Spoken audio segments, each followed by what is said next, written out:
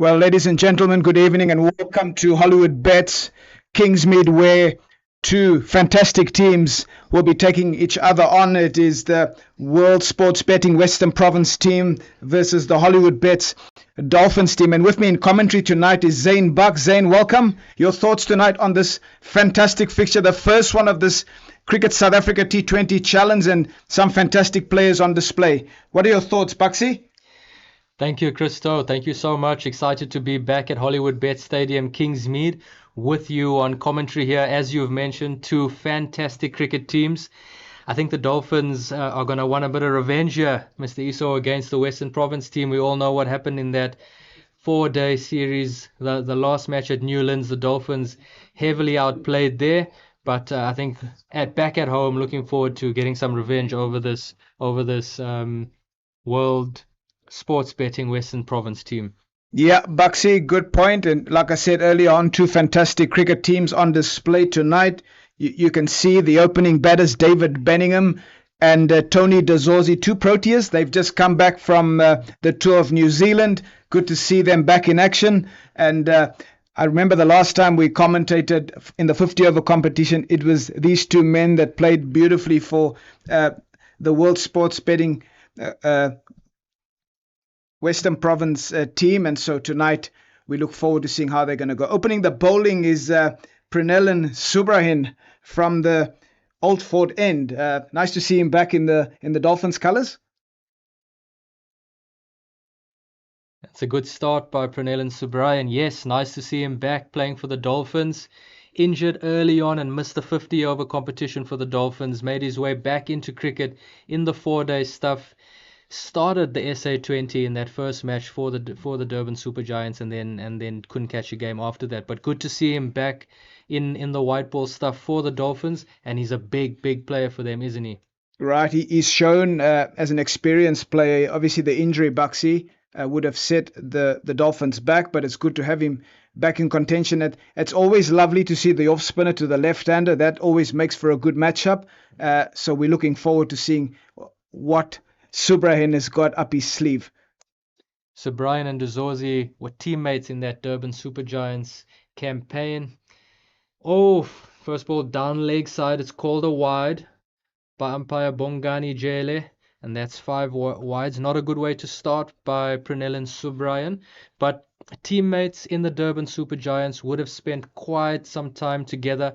I'm sure Pranellan Subrahin would have sussed him out, looked at his strengths, looked at his weaknesses, and I'm sure he'll have his plans together for Tony de Zorzi here tonight. Yeah, the power play is something that's obviously crucial for the World Sport Betting Western Province team.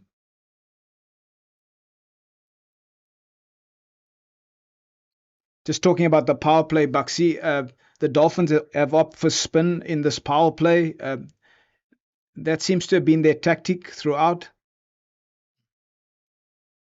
Yes, Pranellan Subrahin, no stranger to the power play for the Dolphins.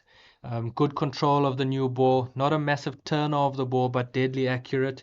And as you said, Mr. Iso, bowling to that left hand, I think the Dolphins are looking to strike early here.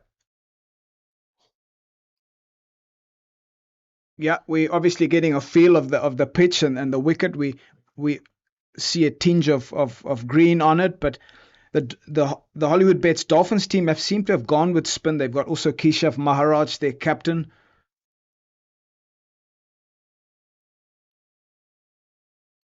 Bit of a shout there from Subs. Looks like it's just sliding down the leg side. I think we probably got the best seat in the house, Bucksy, right behind the keeper. That one just seemed to have just, look at this replay. Subs into, it does look close, but maybe perhaps just the angle you saw with the arm, just going on with the arm, missing leg stump. Oh, Subrahin to Benningham, a quick scampered single. Comfortable in the end. I think that's a decent over for Western Province. A good start, 8 off the over. Haven't really got out of first gear.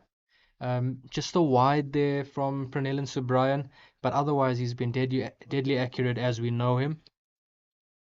Right, we saw in the SA 20 at the Hollywood Bets Kingsmead Stadium, that's a lot of the teams opted for spin, and so it's very interesting that it seemed to have been the Dolphins' strategy in most campaigns, even in the 4-day and the 50 over stuff. They've gone to spin, and as I mentioned earlier on, they've got their captain Keshaf Maharaj, who led the Durban Super Giants and did a brilliant job as a leader and as a cricketer. Into the attack, Baxi, talk us through this young man. Okuhle into the attack. Hails from Durban. He's a local boy as he comes into Bedingham. Good start, nice and accurate. But back to Okuhle, Glenwood High School boy, done well, gone through the ranks, played good cricket and good hockey.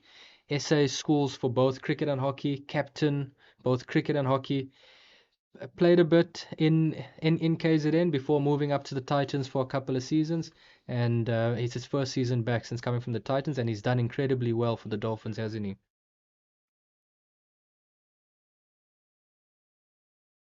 Bedingham decides to go over long off in a fantastic strike, and it's gone for the maximum, Buxy.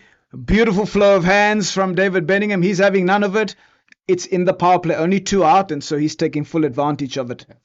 Okuhle just pitching that one up a little bit more than usual, probably looking for a little bit of swing early on. David Bedingham just recognizing that length, putting his hands through the ball. Nice crisp strike over the long off boundary for 6. Shout from Cleland, he's gone. Bedingham deciding to go across the line, and Kushle strikes on the money, just hitting the top of the stumps, and this is the first wicket down for the Hollywoodbets Dolphins cricket team. They would be very happy with that, Buxy. Definitely a very, very, very good start here by the Hollywoodbets Dolphins. Kushle has pitched that last one up, been hit for 6. He's stuck to that length again this ball. He's gone fuller once again. As we said, pitched up, Bedingham across the line, hit him plumb in front. The umpire has no issues there. Abdullah Steenkamp, no issues, putting his finger up. First wicket to the Dolphins, first strike to the Dolphins. Right, in walks the skipper, Carl Verreyn for Western Province. Carl Verreyn showed in the SA20 that he is a formidable player. He gets on with it. He's got fantastic intent. And so he will be looking to take leadership as a player and as a batter for his team. Kushle strikes for the Hollywoodbets Dolphins, and that's a good start for them. 14 for 1 after 1.3, Buxy. Really good start for the Dolphins here by Kushle. Really good comeback after getting hit for that 6. But as you say, Kyle Verreyn, big player, not just for the Western Province team, but in South African cricket. As we see Bedingham leave, another international in Verreyn comes to the crease. The Dolphins have their work cut out for them here. Indeed, they do. This World Sports Betting Western Province team have got some fantastic players. As Kushle, Verreyn just knocks it leg side and scampers through. He's off the mark. Trademark Kyle Verreyn there. Not many dot balls to him. He's always looking to get off strike. The moment you come into his area of strength, he puts you away. The Dolphins are going to be on their toes here, especially the guys in the ring, to prevent those early singles. Yeah, interesting one. Kyle Verreyn, a strike rate of 112. So he's obviously a positive cricketer. He takes the game forward. He's got a higher score of 45. He's at 23 innings and 399 runs. But he is a fantastic player. He showed some real class in the SA20 for his team. Taylor into the left-handed Dezorzi, just off the hip, and a scampered single. 100% he's done really well in the SA20, and he'll be looking to bring that form now into the CSA T20 challenge, and he's going to be looking to get his team off to a good start here against the Dolphins in the first game here at Hollywoodbets Stadium, Kingmead. Yeah, just for our viewers, probably not able to see it, we've got a deep square back, and so Kushle Trele will be looking to go stump to stump. It's full again. John Smuts doing the fielding, or sorry, that's Bryce Parsons doing the fielding at mid-on. Good over in terms of runs for the Western Province team there, Mr. Esau. 17 for 1. but I'm sure they'll be regretting that wicket of David Bedingham early on. He's a big player for them. Yep, the Hollywoodbets Dolphins would be happy with that strike. They got the big player out, David Benningham. 2 overs gone, 17 for 1. A fairly decent start from the World Sports Betting Western Province batting group. And so, yeah, 8.5 and over. It's a fairly good start from them. Pranil and Subrian still in the attack to bowl his second over, bowling to Kyle Verreynne.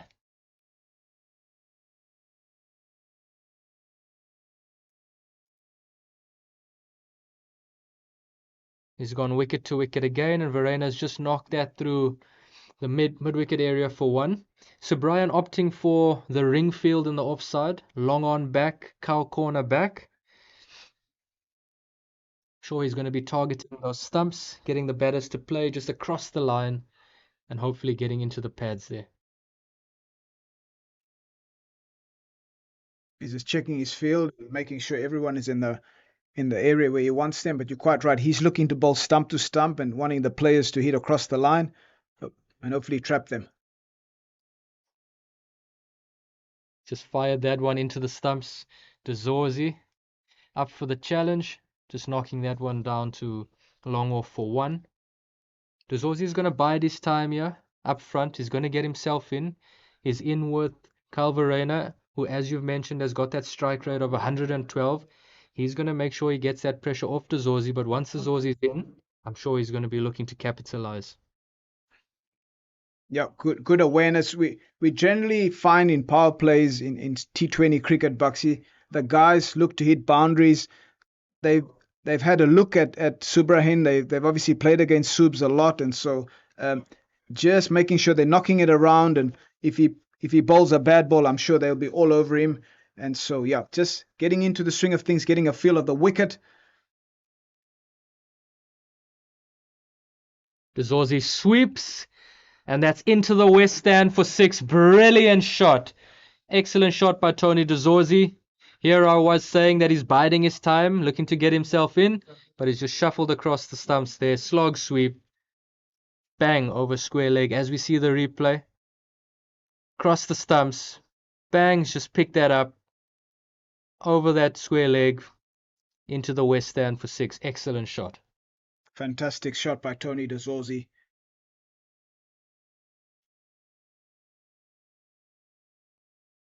It's well fielded by Andile Pechlekwayo at point. DeZorzi just giving himself a bit of room, that ball, looking to hit that ball through the offside. Andile Pechlekwayo up to the challenge at backward point.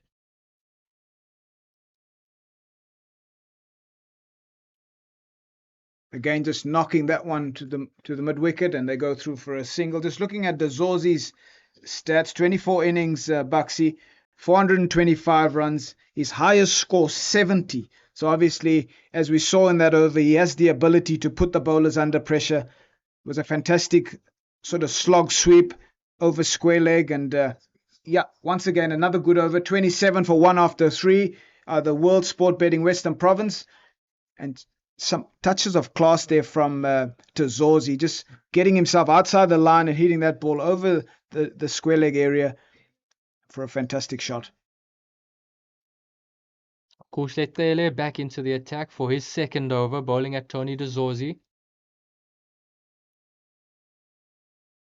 He goes short. DeZorzi on the ball, just in front of that deep square leg fielder for 4. Brilliant shot. He's picked that up really well. Great shot from DeZorzi. Just looking at the field and that sort of length, Buxy, they're thinking to the big boundary, but the wicket seems a touch on the slow side. Okushle showed earlier on that if he pitched the ball up, that's his best chance of being able to get the wickets. Hitting the deck hard, that's the key. That one a little bit fuller, but DeZorzi just managed to pick that up past the mid-wicket fielder for 4 more. That fuller length that we spoke about, that's the dangerous length for Okushletele right now with the new ball. He's just gone a little bit short with his length. Bang! DeZorzi once again picked up that short length to the cow corner boundary for 4. And with that, we have a field change. Andile Peshlokoye moving out of the mid-wicket into that deep square, into that deep mid-wicket position now. Tele goes Fuller, and that's a dot ball. Yeah, just coming back to those two shots from Dezorzi. The one was short, the one was slightly fuller, and he still had the skill set to be able to put that away. It forced Keshav Maharaj to make the fielding change on the leg side, and so obviously on the offside, if he gets it wrong, Dezorzi will be all over it. It's important that he does hit the off stump. That's the key, and hit the right length on this wicket. Fuller length is better. And that's the length that you asked for. And there we have it, another dot ball. As we've spoken about, that length that's a little bit shorter. The ball just sits in the wicket a little bit, allows Dezorzi to get his hands through. That fuller length seems to be the one that offers a bit of assistance for the bowler. Look at Akushle Tele coming around the wicket to the left-hander. Drop the ball short. That angle comes in, just allows him just to roll on it and hit you through the leg side. That fuller length is key as Tele comes back into Dezorzi. Short, cut away, but caught. Brilliant catch by Kaya Zondo at cover on the ring. That's a big, big wicket for Akushle Tele and the Hollywoodbets Dolphins. Yeah, short again, Buxy. You almost felt like you got away with a little bit of murder there in that instance, but a fantastic catch by Kaya Zondo at cover point. So we look at this replay. Tele running in, and the ball's short again.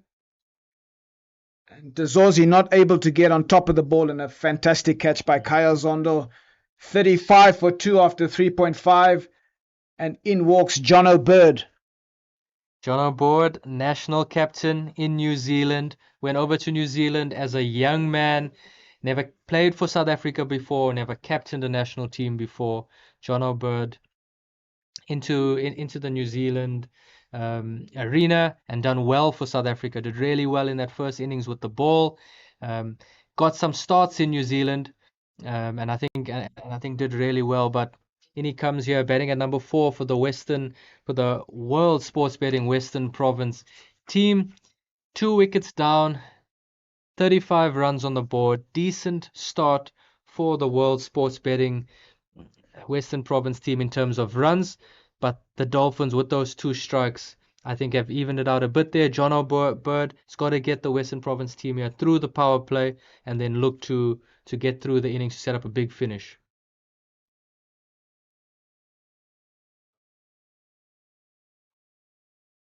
Akutle Kele is showing again, Buxy. That's the length we spoke about, is what he needs to hit from around the wicket, and making it awkward for Jono Bird that time around, and that's a dot ball.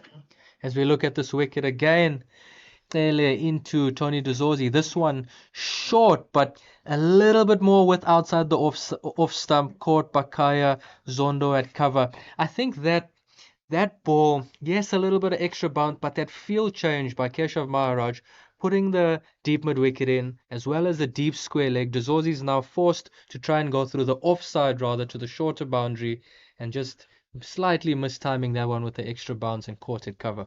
Fantastic catch by Kaya Zondo at cover point, and so the Dolphins the Western Province Sports Betting 35 for 2. As Varane knocks that leg side and scampers through for a single. Varane just happy to knock Pranel and Subrian into that mid-wicket area and take those singles. Pranel and Subrian still persisting with the deep mid-wicket out, the long on out to Verena. Verena happy to just knock that into the spaces and rotate strike. Jono Bird, another left-hander. Pranel and Subrian, the off-spinner, I'm sure will be licking his lips here. Yeah, these are the matchups that you want, but I'm thinking from the World Sports Betting point of view, Buxy, it seems like they've tried to keep the left-right-handed combination. Obviously, it works in Subs' favour with the left-hander, but they're trying to not let the bowler settle with that line. Jono Bird will be aware of that matchup. Romano Ramu, the performance analyst for the World Sports Betting Western Province team, would have briefed him on this, on the Dolphins' plans, on how they'd be looking to bowl at him. But Jono Bird, good cricketer, a smart cricketer, national captain, and he'll be looking to get his team out of a difficult situation here. So Brian fires that one into off stump. John O'Bird just knocking that into the cover area. The fielding done by the highly energetic Bryce Parsons.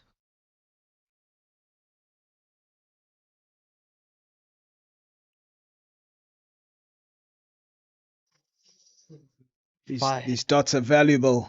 These dots are very valuable for the Hollywoodbets Dolphins team. And it's amazing. Subrahin, 2 dots, and he moves the field.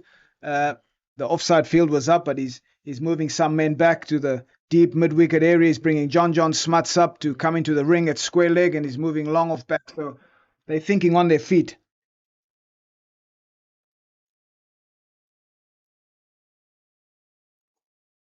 John O'Bird just pops that one over Keshav Maharaj at mid-on for 2. Yes, Mr. Esau, Dolphins thinking on their feet, 2 dot balls, but not keeping things the same, looking to change things up a bit, getting the batsman thinking as well. Pranil Subrian, former captain of the Dolphins, very good tactically, always thinking, always one step ahead. A valuable player for the Dolphins as he comes into bowl to Neil Brunt. Another dot ball. That's 3 dot balls in the over so far, 1 ball to finish. Pranellan looking to close out this over well for the Dolphins. Yeah, it's been very good bowling from Subrahin. He's keeping things fairly tidy and tight, and his captain will be very happy with him. As John O'Bird knocks that leg side for a single, and that ends the over. 5 overs gone, 39 for 2. Mr. Esau, what do you think? What do you make of this so far? 1 over left in the power play. Is there a team in the ascendancy? Yeah, at this stage, it's even Stevens. I think 1 less wicket down, you would have gone with a World Sports Betting Western Province team. But I think at this stage, even Stevens, I'd like to think that the province team would have just liked to have been maybe 1 down in the power play. Generally, guys want to be 1 down in the power play. And and I think they still have an opportunity now to hit some more boundaries. The guys generally, first 2 overs, they will have a look. And then 3, 4, 5, and 6, they want to accelerate the rate, get that up, because only two people out in the ring. O'Neil Bartman into the attack. He had a fantastic SA20, didn't he, for the Eastern Sunrisers. Bowler of the tournament. Bartman comes into John O'Bird. That fuller length, John O'Bird misses out slightly leg side. But yes, O'Neil Bartman was excellent for the Sunrisers Eastern Cape, the Orange Army. The winners 2 years in a row, and Bartman played a key role in that. The Dolphins will be looking for a good over for him to close out the power play here. If Bartman can strike, which he had done so well in the SA20, the Dolphins will be winning this power play.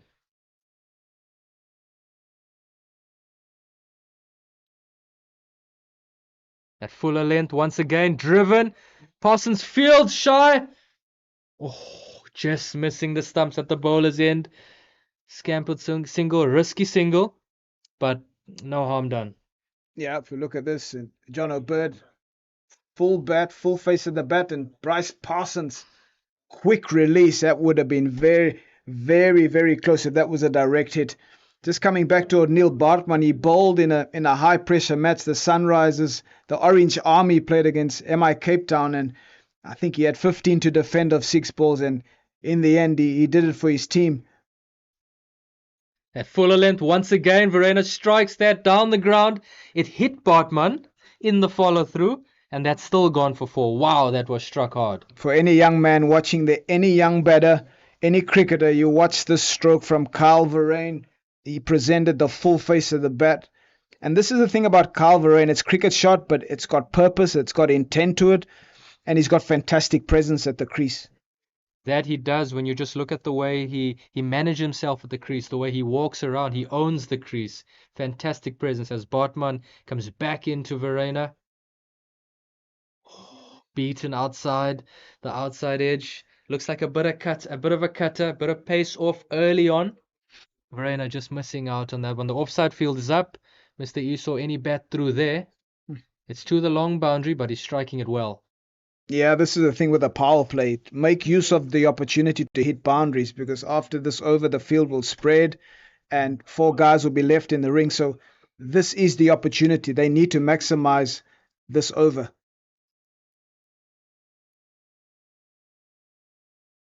Verena down the wicket.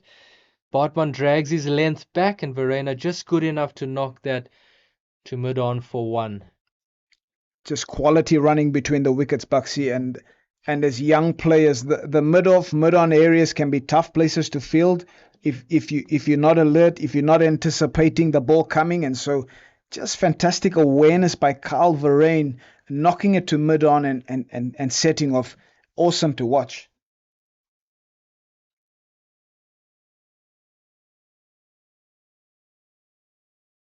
John O'Bird down the wicket, looking to hit that one over mid-off.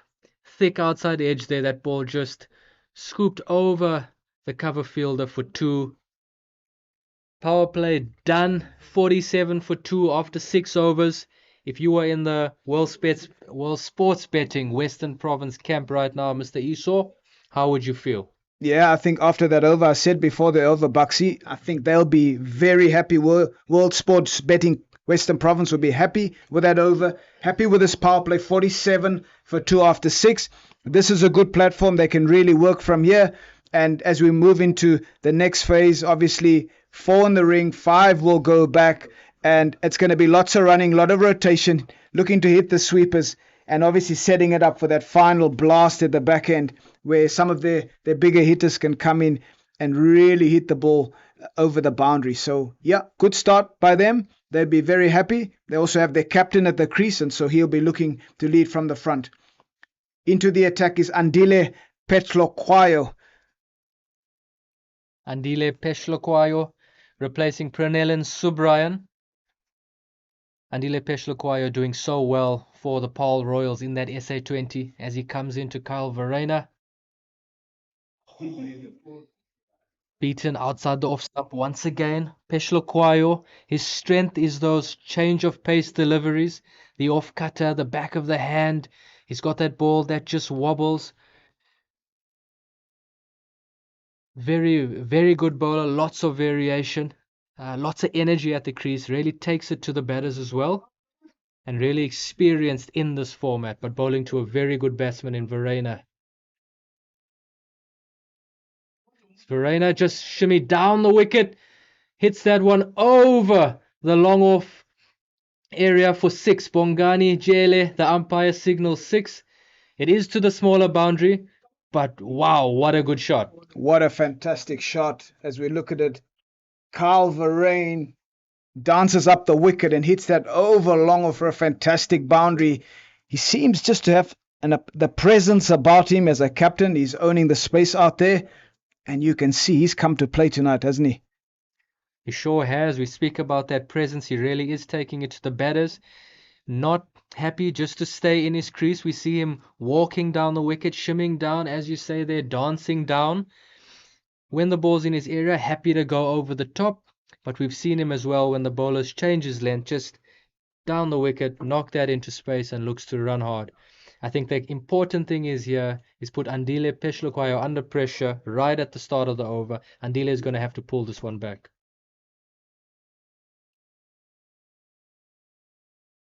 As Verena just knocks that one down to long on. Really good fielding by Okuhle, running in hard off the boundary there, preventing the second. Smart cricket from Verheyen. For any young player that's watching this cricket match tonight, he's gone boundary and then he's gone a single. That's how you want to construct an innings. A boundary, then get one and get the left hand on. So the left-right combination is working well. Jonathan Bird and Carl Verheyen for the World Sports Betting Cobras doing a good job for their team. As Verena just knocks that one down. Kushlet doing the fielding again. The left-right hand combination, as you say, Mr. Esau, so important for the World Sports Betting Western Province team. It just forces the bowlers to change their fields, change their lines and lengths, adds that extra little bit of challenge. The bowlers have got to be really accurate when changing between bowling between the right hander and the left hander. It's a change of plans. It's a really real test of their execution as Peshloquayo comes into Verena, just walks across onto that off stump and then knocks that one down. Okushletele doing the fielding. They're keeping Okushletele busy in the field, aren't they? Busy at long on, lots of work to do for his team, Okushle Trele. And a very good point you made earlier on about what Carl Verheyen was doing to Andile Petroquayo. Get the boundary early in the over, which puts the bowler under pressure. He has to really find a way to get out of that over. And Petroquayo, after that, is gone just for singles. So he's trying to stay in the overs. He's trying to hang in there and fight through this over. Off cutter there by Andile Peshloquayo. John O'Board up to it, just knocks that one into the vacant cover area, hits that down to deep cover for one end of the over. That's a good over. That is a good over. First one out of power play for the World Sports Betting Western Province team. They'll be happy with the start. Yeah, very good over. Verheyen taking control of it, hitting the boundary early in the over. And yeah, just good to see their awareness. They continue to tick it over through singles. 57 for 2 after 7. So this is an awesome start for the World Sports Betting Western Province team. The captain into the attack from the Mgeni and Keshav Maharaj. Baxi, hasn't he been influential in this Hollywoodbets Dolphins cricket space as well as the Durban Super Giants? His leadership has shown at every level, whether he's played for the Proteas or for the Hollywoodbets Dolphins. Just a fantastic cricketer. You're 100% right about that, Mr. Esau. Keshav Maharaj, fantastic person, fantastic cricketer. As he comes into John O'Bird first up. John O'Bird on the slog sweep. He's caught that. Oh, brilliant fielding by Otniel Bartman at the deep mid-wicket area. And he's prevented the boundary there. He's kept that down to 2, +2 for Otniel Bartman. Well done. Yeah, the fielding coach, Duzi Mbata, will be jotting that down, making sure that that's a +2 for Otniel Bartman. Just incredible watching Keshav deliver that delivery. The control slightly slower. He knows exactly what he's doing, and the way his field is set is exactly for that. That just shows the experience and the maturity of Keshav. You can see they're busy. Him and Subrahan have really been busy in terms of setting their fields, how they're moving things around. They are really being proactive when they're bowling to these batters. As you said, that shows Keshav Maharaj's experience, the captaincy, as he comes into Verena, who shimmies down the wicket once again. And no run there, dot ball for Keshav Maharaj. But yeah, Keshav, amazing tactically. He's captained the national team. He's played all around the world. All those lessons he would have learnt over the years of his international career, using it here for the Dolphins. As he comes back into Verena, who's on the sweep. That's a top edge. Smuts under it and taken. Massive wicket. Keshav Maharaj dismisses Kyle Verena. It's a huge wicket for the Hollywoodbets Dolphins, and through their captain leading from the front, Keshav Maharaj. That is a big wicket for the Hollywoodbets Dolphins. Carl Verheyen, he played beautifully, he was aggressive, and scored 18 runs for his team. It's just the execution of Maharaj that beaten in the flight, top edge, caught by John Smuts, and that's the end of Carl Verheyen. Keshav Maharaj has bowled 4 balls in that over. I think there's a clear plan for the World Sports Betting Western Province team to put him under pressure. We saw the slog sweep first up by John O'Bird. We've seen Kyle Verena on the sweep as well. But an experienced international cricketer like Keshav Maharaj up to it, changes of pace, and he's got the big wicket. Right, the next batter coming in is Mishlali Mpongwana for Western Province. What a talented cricketer Mpongwana is, and he's shown at this level that he can play, and he's got the ability to really excel at this level. He's come in at a good time for his team, 60 for 3 after 7.4. This is a good opportunity for him to really help his team and get a formidable total tonight. We saw Mishlali Mpongwana play against the Dolphins here at Kingsmead earlier in the 50 over competition, and he had done really well. So the Dolphins will remember that. I think Mishlali Mpongwana will take some confidence from that game as well. Just watching him hit a few balls in the warm-up, he's striking it quite sweetly.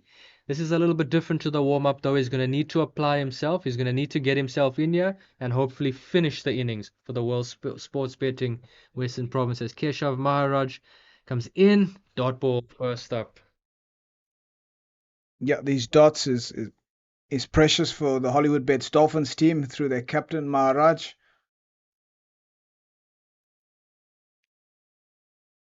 Just subtle changes in pace from Keshav. He knows exactly what he's doing, who he's bowling to in the planning and their preparation. He would have obviously worked on these aspects, and so he's showing an array of skills tonight.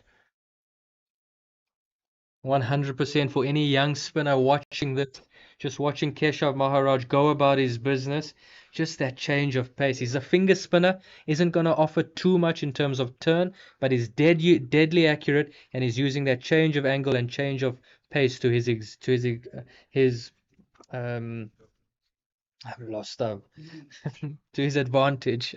There we go. Right, 8 overs gone, and it's 60-3. The World Sports Betting Western Province team, they won the toss and elected to bat tonight at the Hollywoodbets Kingsmead, and in runs Andile Petlokwayo. Just a cross Jono Bird there, who strikes that one down to Okushle Tele once again at long off, 1 run. How good is this for the Dolphins to have two international cricketers, two Proteas in Andile Petlokwayo and Keshav Maharaj operating end to end? Yeah, they're really crucial for the Hollywoodbets Dolphins team. The experience that they bring into this Cricket South Africa T20 challenge will be really helpful for their team. And the big players, they come good in the big moments, Buxy. And so, yeah, they'll be very happy to have them back in.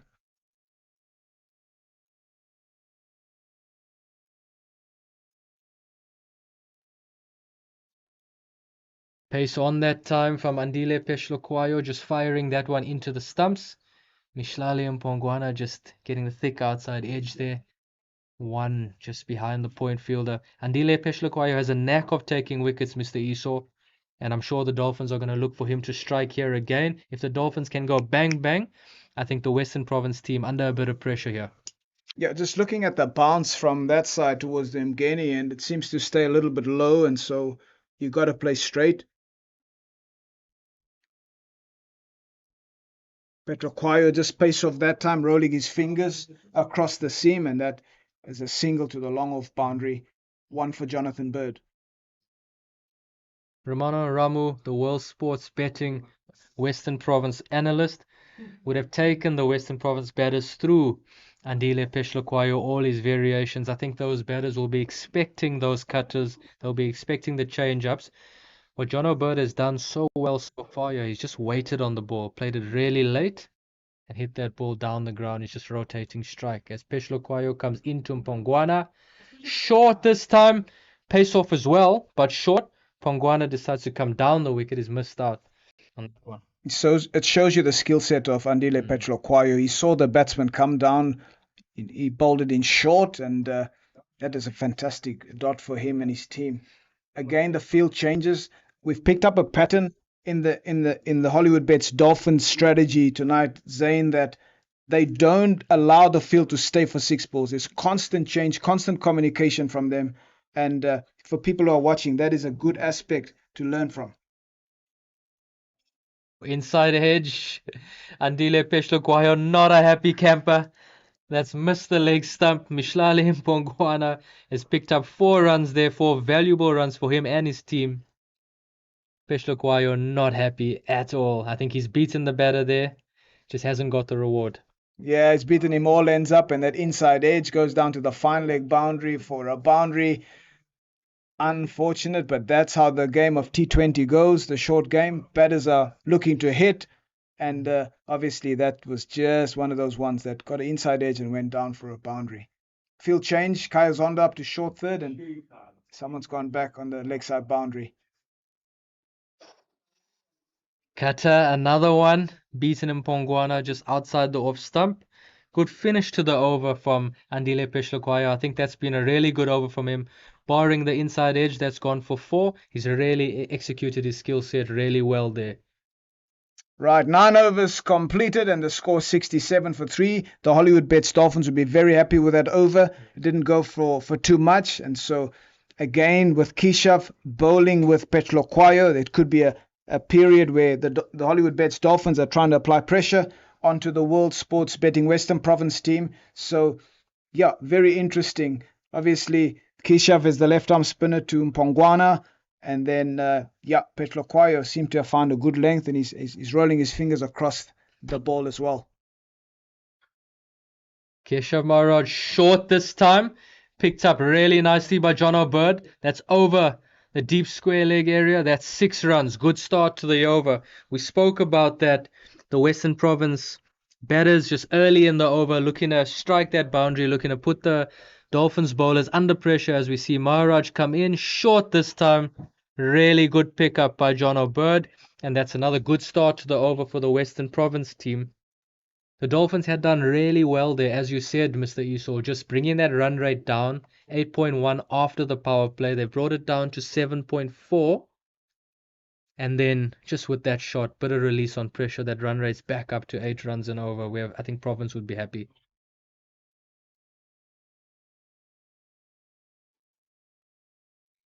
Yeah, that time around, Jonathan Bird hitting that to the sweeper boundary on the offside, and he scampers through for a single. Just the previous ball, he seemed to have set up a little bit deeper in the crease, and at smart batting from Jonathan Bird, knowing that the left-arm spinner is turning the ball into him. Very, very clever from the young player. Maharaj into Mpongwana. Pace off once again. Pongwana just knocking that one down to Bryce Parsons at long off for 1. Keshav Maharaj seems to just be going a little bit slower to John O'Bird. After that first ball that was sort of stock standard pace with John O'Bird on that slog sweep, Keshav has sort of taken the pace off the ball to John O'Bird here. As he comes into John O'Bird again, this time a little bit quicker. John O'Bird good enough. Gives himself some room, just hits that through cover for 1. The tactic seems to be from Keshav, looking at the field and the square boundaries, saying that he wants to be slightly shorter to Jonathan Bird. Obviously, he's got men on either side on the boundary, but he's been reluctant to go full because the straight boundary is short, and that seems to be the tactic. Leg side, Mishlali Pongwana on the sweep. And well fielded by Kaya Zondo at the deep Sue leg boundary. It's a fantastic effort from Kaya Zondo. He seemed to have fallen over a little bit prematurely, but did fantastically well that time around to stop the ball and stop a boundary. Kaya Zondo from Westville Boys High School in Durban. Been around a long time playing for the Dolphins. Would have played school cricket with Keshav Maharaj at a provincial level at school.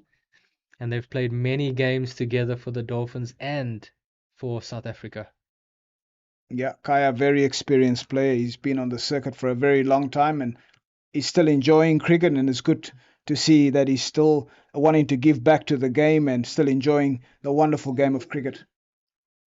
Right, 10 overs gone, Bucksy, 78 for 3. We're at the halfway mark. What's your take? What do you think is a good score tonight? We've seen 10 overs. We've seen plenty. What do you think will be a good score for the World Sports Betting Western Province team?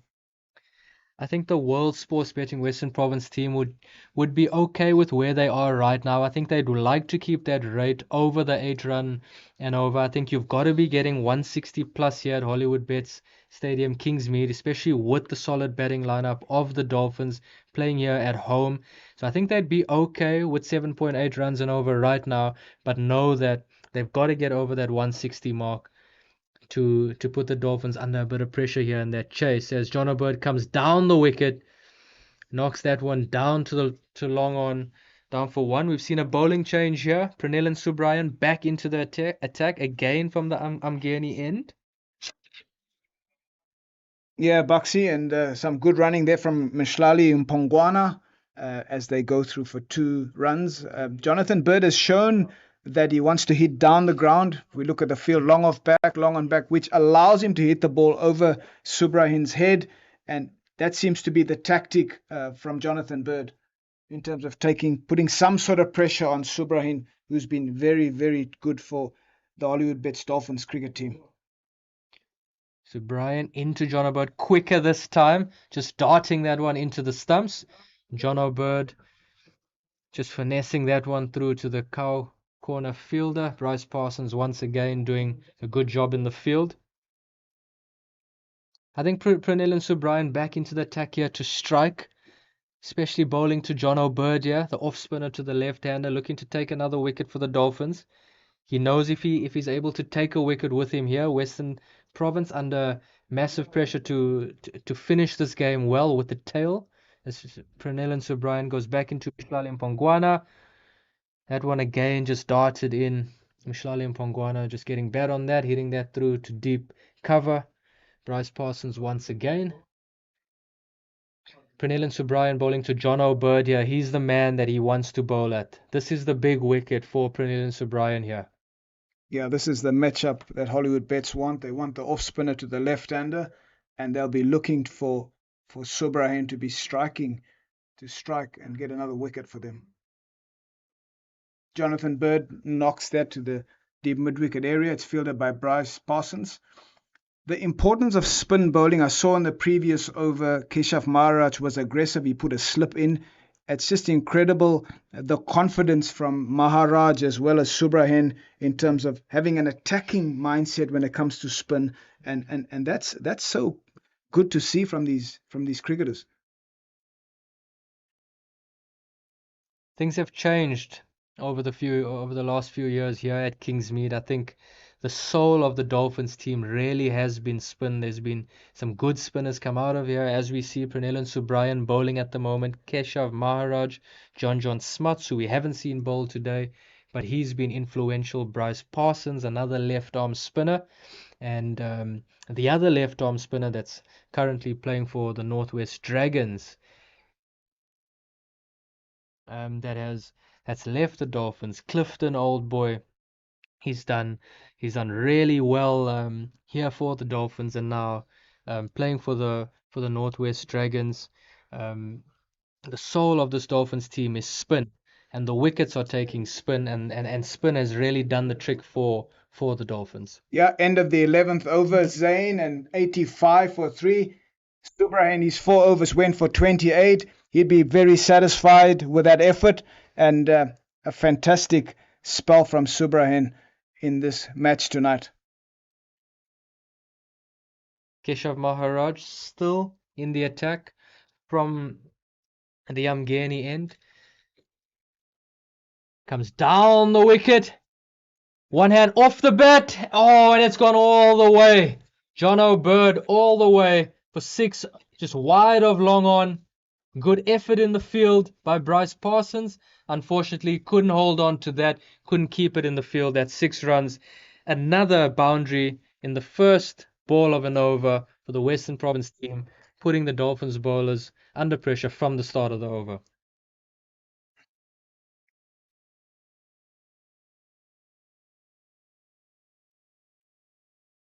Oh, Keshav nearly thought he would get away with that, and umpire Abdullah Stink, I'm calling that wide.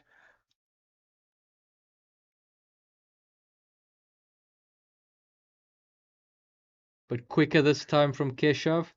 John O'Bird on the sweep once again. And that's 2 runs. Well run, 2. Dolphins will be unhappy with the fielding there. Yeah, Bradley Porteous looks like it. He's normally a fantastic fielder, and that time around just not being able to get a throw over the stumps.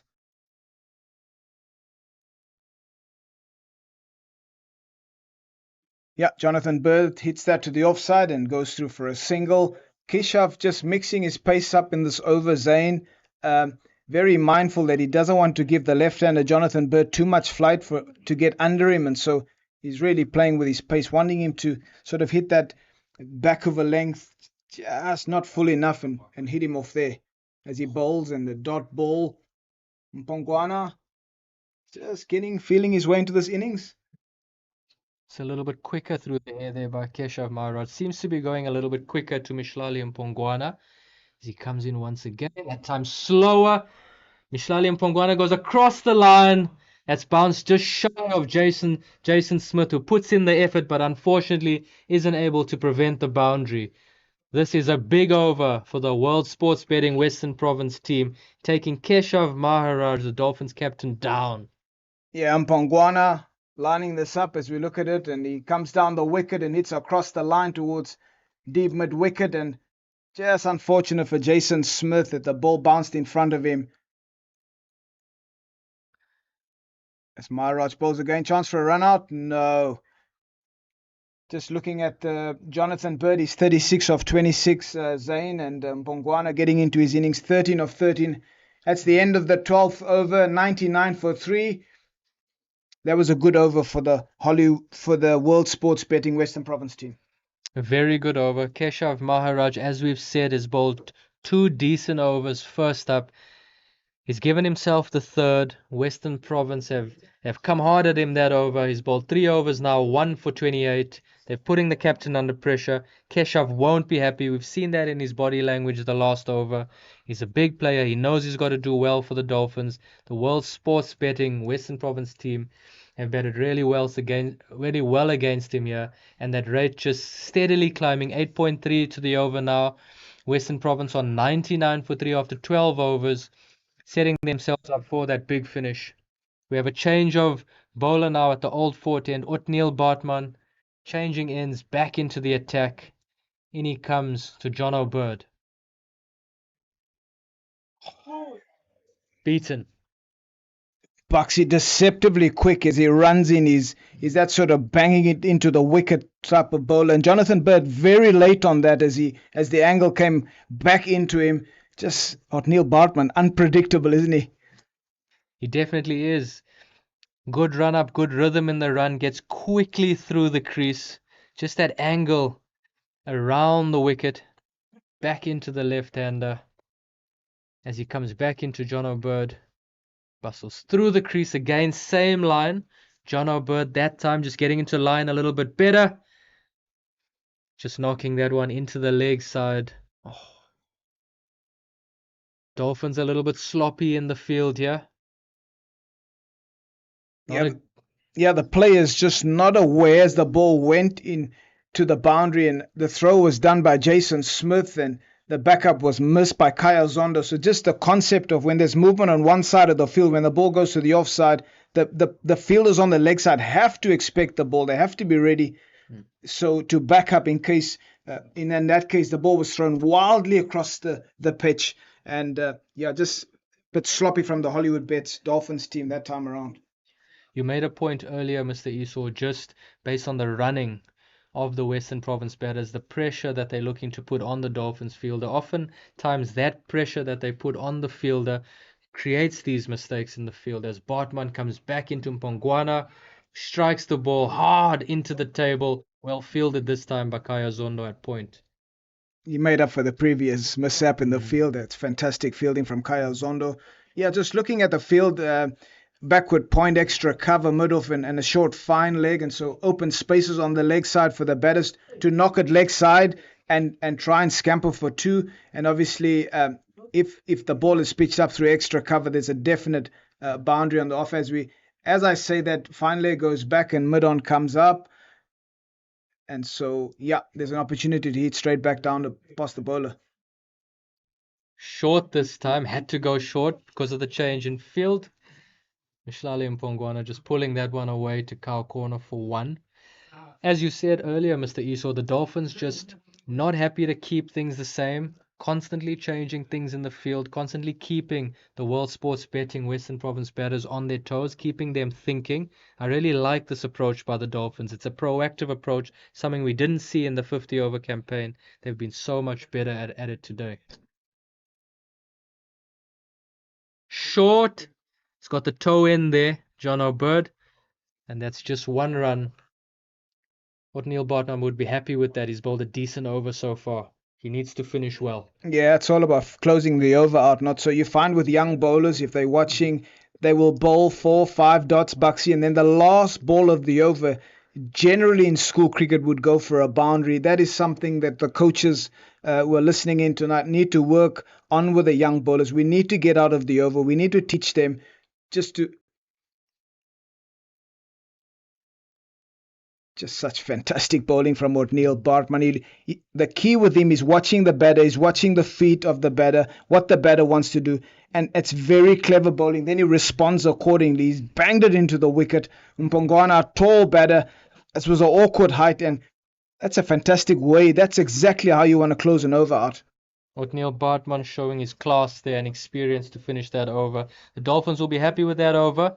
After the big over of Keshav Maharaj, in the 12th, O'Neill Bartman bowling an excellent 13th over, just 5 runs off that over, bringing that rate down to 8 runs and over.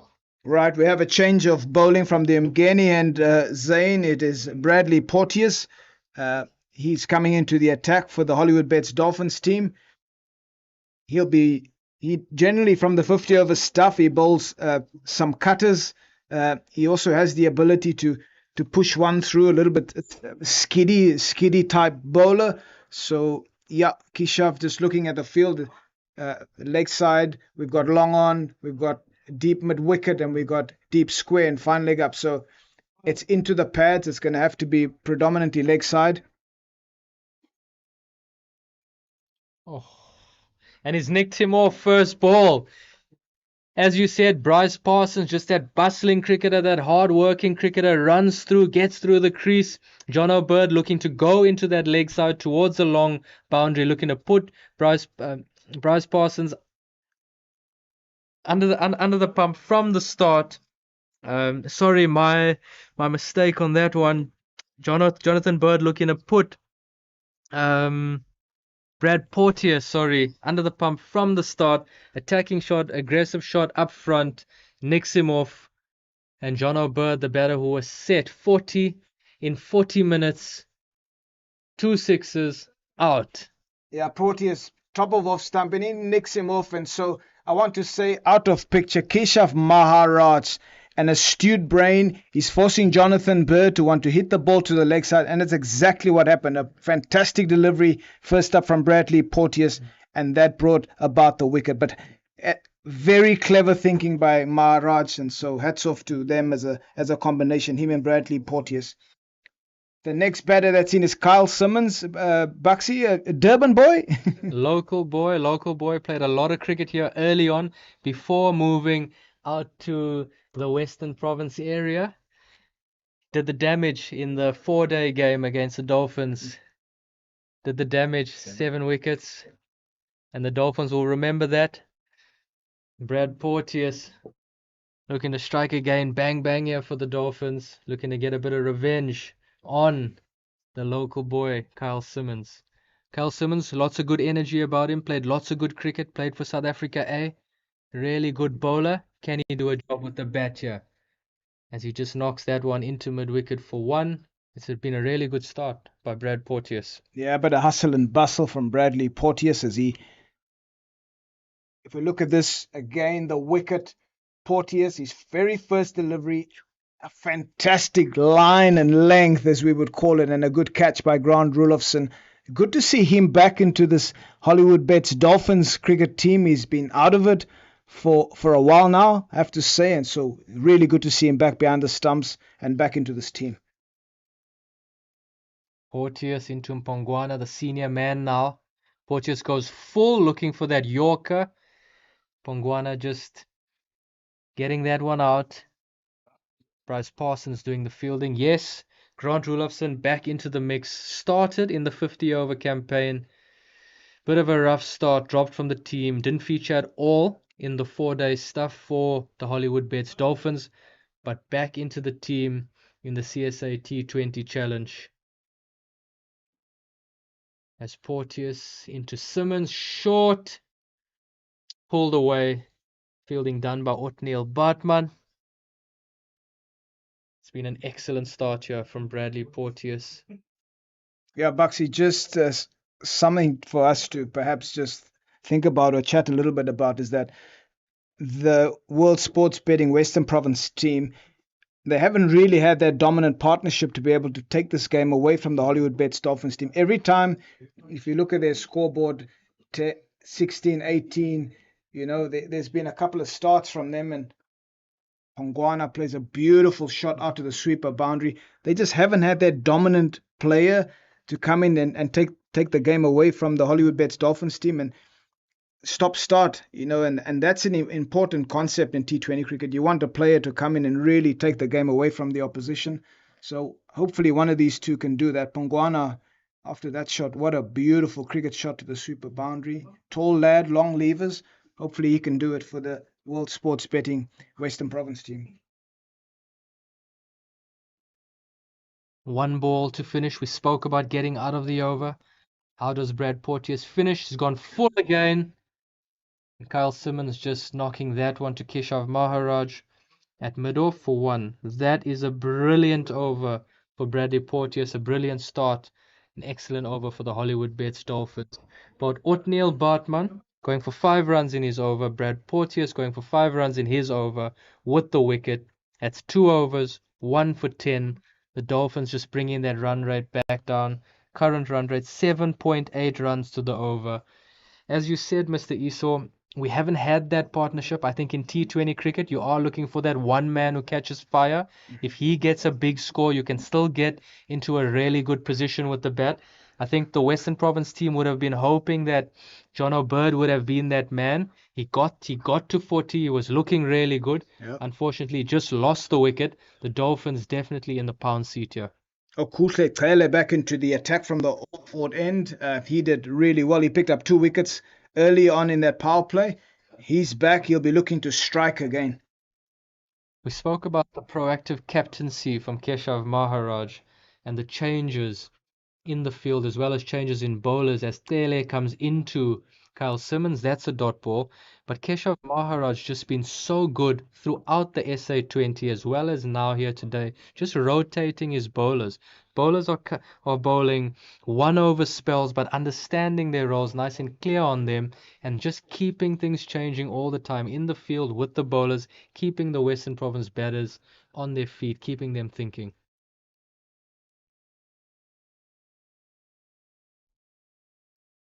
A bit of wit there from Tele. Kyle Simmons throws his hands at that, and he's just found Otniel Bartman at cover. Yeah, the good thing with someone like Keshav Maharaj, he's showing his experience, and that's been the good thing about the SA20 competition, Zain, that players are playing from all around the world are coming to play on our shores, and so they're rubbing shoulders with different people from different countries, and so there's good learning that takes place there. And so yeah, you pick up things from other cricketers from around the world, and that's how you grow. And so Keshav just showing his experience as a leader. It is my understanding that after game 3, I think the internationals will go somewhere to play. As Pongwana hits that behind point, fantastic stop by Jason Smith on the sweeper boundary, and they scamper through for a single. So it's my understanding that the internationals will go after 3 games, and I think that will be a big challenge for the Hollywoodbets Dolphins team from a leadership point of view. I think Bosch was the leader the last time you and me commentated in the 50 over, and he's still learning, he's still growing in that aspect, but you can just see the difference, the presence of Keshav Maharaj as a leader. Yes, Keshav Maharaj available for the Hollywoodbets Dolphins just at the start of this campaign. Will leave after those 3 games, but has enough experience within the Hollywoodbets Dolphins team to take over. We've had Pranelin Subrayan, who's captained this team at this level in the past. The experience of John Smuts, who hasn't had a bowl today. He'll still be in the team. We've got Kaya Zondo in the team as well, and there's lots of experience and leadership here for the Dolphins as Tele comes back in. Kyle Simmons gives himself room once again, just managing to find Otniel Bartman at the deep cover boundary. The last 5 overs that have been bowled here for the Dolphins have been 5 different bowlers. Keshav Maharaj just rotating the troops, just keeping the batters guessing. But how good have the bowlers been in executing that 1 over at a time? Yeah, it's all in the execution. You know, you can mix and match, you can bring people on, but it's all about the execution. It seems like the team has bought into this concept and they've really worked hard to be able to execute. They obviously at home, they understand the conditions and also with the big boundaries offside and leg side, that's how they've gone about their business. Taylor bowls again. Oh, bowling the cutter and it's just how did that not hit the stumps is the question from Grant Rulofsson as the keeper. End of the over, 114 for 4. The World Sports Betting Western Province team, 5 overs left. It's that time. Happy hour, Zane. Time to up the ante, time to take the momentum or take the pressure, put the bowlers under pressure. And O'Neill Bartman once again back from the Mgeni, and you've just said it. Keshav is rotating his bowlers beautifully tonight. It's another brilliant over by Okuhle Tele. 5 runs only of that one. The last 3 overs, the World Sports Betting Western Province team has only managed to score 15 runs at a crucial phase in the game, at a phase where they'd be looking to rotate that strike to get that 7-8 runs and over. The Dolphins have been excellent. Keshav dive in, brilliant stop at mid-off, preventing the boundary there. That's an excellent stop by the captain Keshav Maharaj, and Otniel Bartman will be happy with that start. 1 run. Yeah, that's a big save, and the fielding coach Duzi Mbata would be saying +3 to Keshav. And that's really what you want the fielders to back up the bowling team. The bowling unit has done extremely well, and the captain throwing his body around and helping the cause. You know, the boundary at the start of the over can really hurt the bowler. Otniel can now relax. It's only gone for a single, and he'll be bowling to Mshlali Mpongwana. Bartman into Mpongwana. He goes full inside edge, just taking pace off that cutter, so that finds the inside edge, goes out to the deep square leg fielder and Jason Smith. That's just 1 run. Again, we see Keshav Maharaj just changing the field for that ball. He's brought third man up, he's moved himself down to the long off boundary, just allowing that bit of protection straight for the bowler who's gone full, and 1 run. Bartman now to the left-handed Kyle Simmons. Bartman's been excellent so far. It's clever bowling with the square, big boundaries, Buxy. That's really where they want the players to score, not straight. And the length, you can see with the length there, that's gone over backward point for a boundary.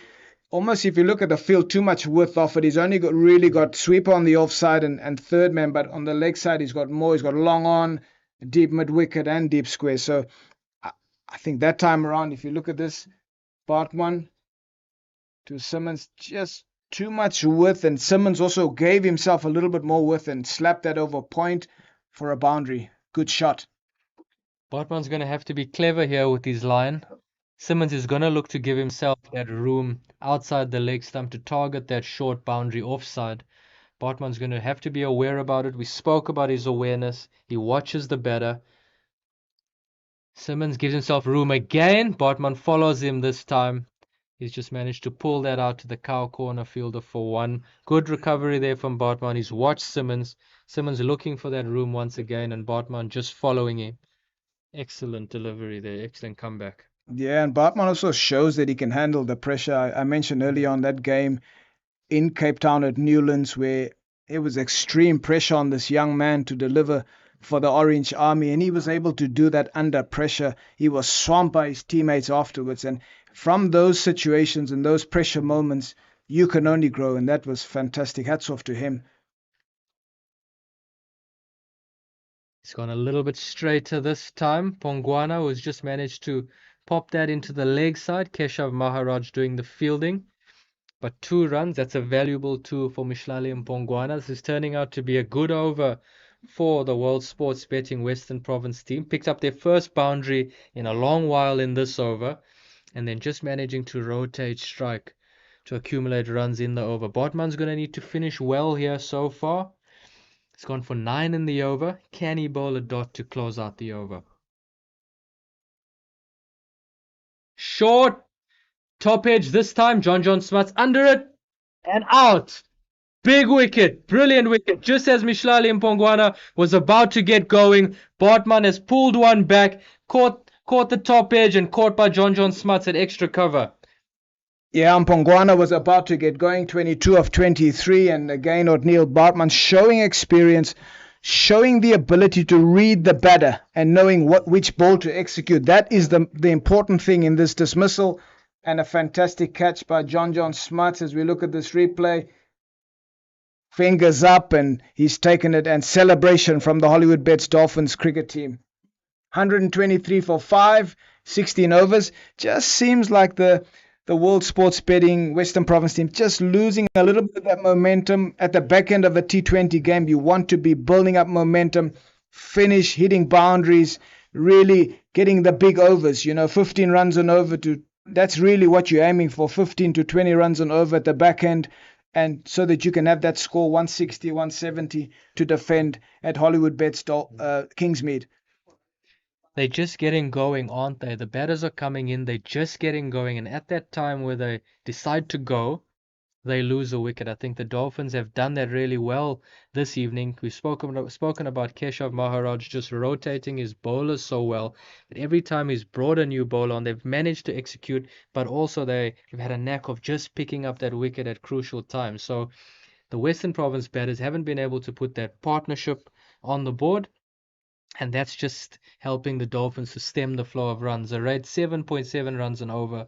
The Western Province team won't be happy with that right now. As you said, looking to get that 15 plus and over at the back end, but the Dolphins have just been up to the task so far. Yeah, new batter for the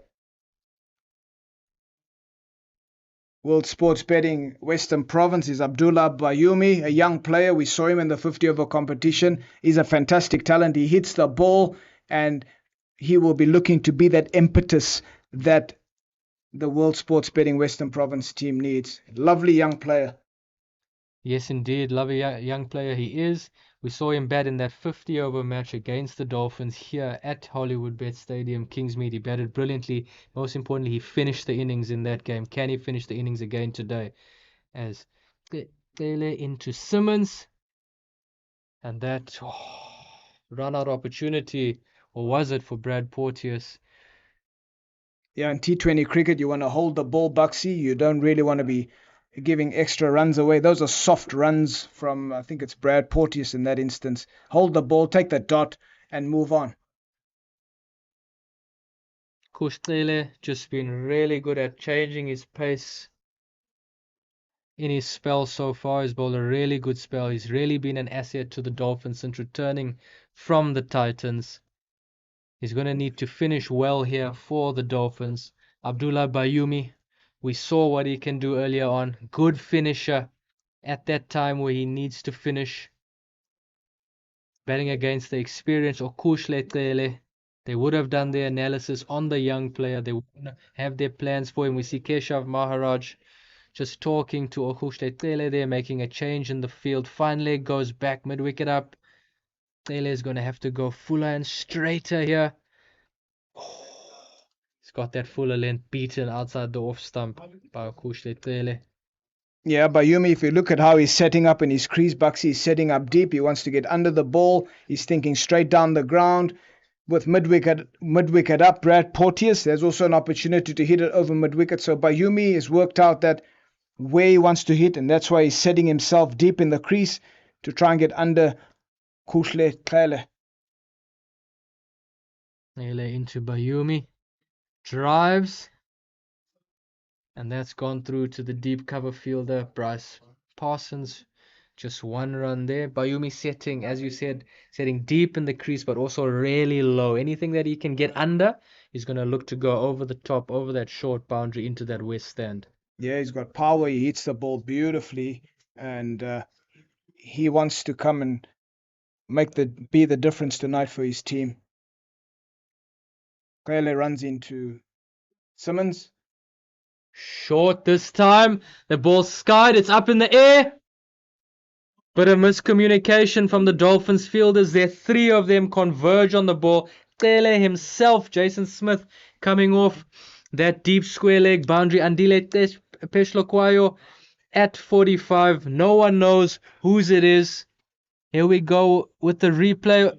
Short top edge. Simmons targeting that short boundary. Three players converge. Communication not good enough. Dolphins have missed the chance there, Mr. Esau. From our point of view, I felt like Andile Petrokwayo was the closest guy to be able to get that. And so Jason Smith had a long way to come from the deep square boundary, but that's an opportunity missed. They led to finish. Batters looking for two. Excellent from Brad Porteous there, coming off that deep mid-wicket boundary, preventing the two. That's a good finish to the over by Okuhle Cele. 6 runs off the over. The Dolphins will be happy with that. Yeah, Okuhle Cele and his 4-over spell, 2 for 27. He'll be a very happy man tonight, Zane. For his team, he did a fantastic job. He struck early. He was the man to get the wickets up front, and so he will be a very happy man tonight in terms of what he's been able to produce for his team. Okuhle Cele, 4 overs, 2 for 27. The Dolphins will be clapping that spell. Really good spell from Okuhle Cele. Andile Peshloquayo, the Protea, the Paul Royal for the Dolphins, coming into the attack. And Andile Peshloquayo will look to follow a good over there by Okuhle Cele. Peshloquayo, 2 overs for 17 runs so far. We know what to expect here. We know the change of pace will come. We see Peshloquayo walking over to Keshav Maharaj, speaking about the tactics, getting nice and clear on their plans. And then the professional, the national player, Andile Peshloquayo, is going to need to come in here and execute well. Abdullah Bayumi is going to look to put this experienced national player away. He's going to look to put Andile Peshloquayo under pressure from the start, hitting towards the short leg side boundary. Peshloquayo in, pace off, nicks him off. Good catch by Grant Rulofsson once again. Bayumi has to go. The experience of Peshloquayo and the change of bowling once again by Keshav Maharaj brings about the wicket. Buxy, just in terms of length, that length tonight, if when the bowlers have hit that length, as we look at this replay, there's been a little bit of nibble, some nip, and Peshloquayo into Bayumi. That's the hard length. That's where you want to be, and that's a fantastic wicket for the Hollywoodbets Dolphins team. We spoke about it a little bit earlier. Andile Peshloquayo has a knack of taking wickets, and big wickets at that. Bayumi would have been the guy to finish the innings for the World Sports Betting Western Province team. Unfortunately, makes his way back, and Andile Peshloquayo just putting the Dolphins further ahead. That rate, 7.5 runs and over. If they carry on like this, the World Sports Betting team would likely end up on about 150. Is that enough? The new batter at the crease is Onke Nyaku. He hails from the Eastern Cape. He's also from there, played a little bit for border cricket and Eastern Province cricket. Found his way to Southwestern Districts, the Badgers as they are called now, and now is with the World Sports Betting Western Province team. A really talented player. He can hit the ball nicely, so we look forward to him being able to put some sort of score on for the team tonight. Immediately shuffles across to the offside. Andile Peshloquayo just dragging his length a little bit outside the off stump there. 1 run. Nyako off the mark. Yeah, Carl Simmons, 15 of 12. This has been the challenge for the World Sports Betting Western Province team. Those starts, Buxy, and that's been the challenge. Only Jonathan Bird was able to score 40 of 30. And this has been, and the wicket looks a good wicket. It's just a case of application, continue to knock it around, and then when the bad ball comes along, put it away. Peshloquayo into Simmons. He's gone pace off once again. Simmons just knocks it back to him. Dot ball. Andile Peshloquayo is so handy and so effective with these cutters, these change of pace deliveries. Yeah, the World Sports Betting Western Province team will be taking note of how they have sequenced their deliveries. Obviously, under the bowling coach, I think it's Rory Kleinfeld, if I'm not mistaken, that does a bit of work with them, and so they'll be taking note of the pace that needs to be bowled on this wicket. As he bowls another off cutter, and that goes on to long on to the captain Keshav, and that's only a single. Peshloquayo again executing that one so well, but just back to your point there, Mr. Esau, about the partnerships and about the batters getting in and getting out. The moment they've tried to put their foot down, the moment they've tried to be aggressive, the Dolphins have just managed to hold on to those valuable chances. Peshloquayo in again to Nyaku. Comes down the wicket. Just carves that one out to the deep cover boundary for 1 run. Dolphins will be happy with that. Dot balls, singles in the over, all just lower that rate and put the Dolphins in the pound seat when it comes to their run chase. Yeah, Keshav will be very happy with the just giving these singles away. And there hasn't been a lot of boundaries in this middle period, and that would have been good for the Hollywoodbets Dolphins cricket team. Andile Peshlukayu to finish the over. He's gone a bit of pace on here. And Kyle Simmons just manages to get that one through to Kayo Zondo, who's on the ring at extra cover for 1. That's a brilliant over by Andile Peshlukayu. 4 runs off it. 133 for 6 after 18 overs. The Dolphins well in charge at the moment. That rate, Mr. Esau, dropped to 7.4 runs and over. Just 4 overs ago, it was at 7.8 runs and over. I think the Western Province team would have been happy with that. They want to be around that 8 run and over mark to get to that score of 160. The Dolphins have bowled incredibly well in these last 5 overs. The rate down to 7.4 and the Dolphins in charge. They've got to finish well here. Still though, 12 balls left in the game. Anything can happen. They've got to finish well.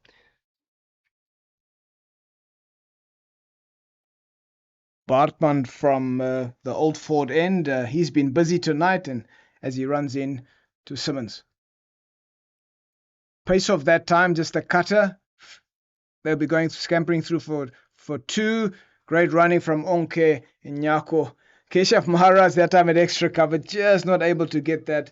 And fantastic running by the World Sports Betting Western Province team. Bartman back into the attack from the Old Port end to finish his spell here. 3.1 overs, 1 for 24. Bowler of the tournament in the SA20. Finished really well in the SA20. In he comes to Kyle Simmons. Pace off once again, looking for that block hole, but just wide. And this time Keshav Maharaj doing the fielding at extra cover on the ring. Happy with the 1 run. It just seems like Bartman is really comfortable with his deliveries. When he wants to bowl hard back of a length, he bowls it. And you saw that time the skill set of the man to be able to execute a wide Yorker with third man up. So you generally think it's a bit of a risk. He can squeeze it down to third man, but he's so confident in his execution that he's reading the batter. Simmons gave himself a bit of room and he's able to execute a fantastic Yorker. Just the confidence of the man at the moment. I think the key there is the pace off the ball with that third man up as he comes in. Tunyaku just knocks that one off the stumps into the leg side. Brad Porteous quickly to the ball. Brilliant fielding. That's a long boundary down there, Mr. Esau, but Brad Porteous, the athlete that he is, manages to get there to prevent the second run. Excellent work from Porteous that time on the deep mid-wicket boundary. Moved swiftly and got the ball back to the keeper. Excellent work from him. It's been a good over so far from Otniel Bartman. Just the 3 balls, but just the 4 runs off it. The Dolphins will be happy with this.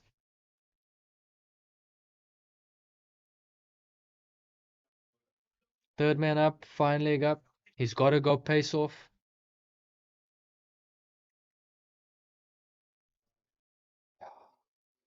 And this time brings the length back, but again taking the pace off just with that off cutter.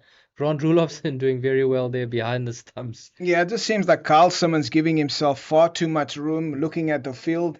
There's an opportunity for him to either hit Bartman over extra cover over Keshav's head, but he's giving himself far too much room, and Bartman exploiting that, bowling just inside the wide line, and that's clever from Bartman.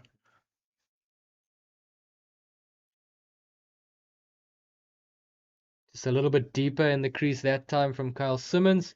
Bartman goes short again. 2 runs, just wide of the long off fielder. Brad Porteous doing the fielding again. I just get the feeling that Kyle Simmons is missing an opportunity here to target that short boundary. We see him staying leg side, trying to hit the ball through the offside.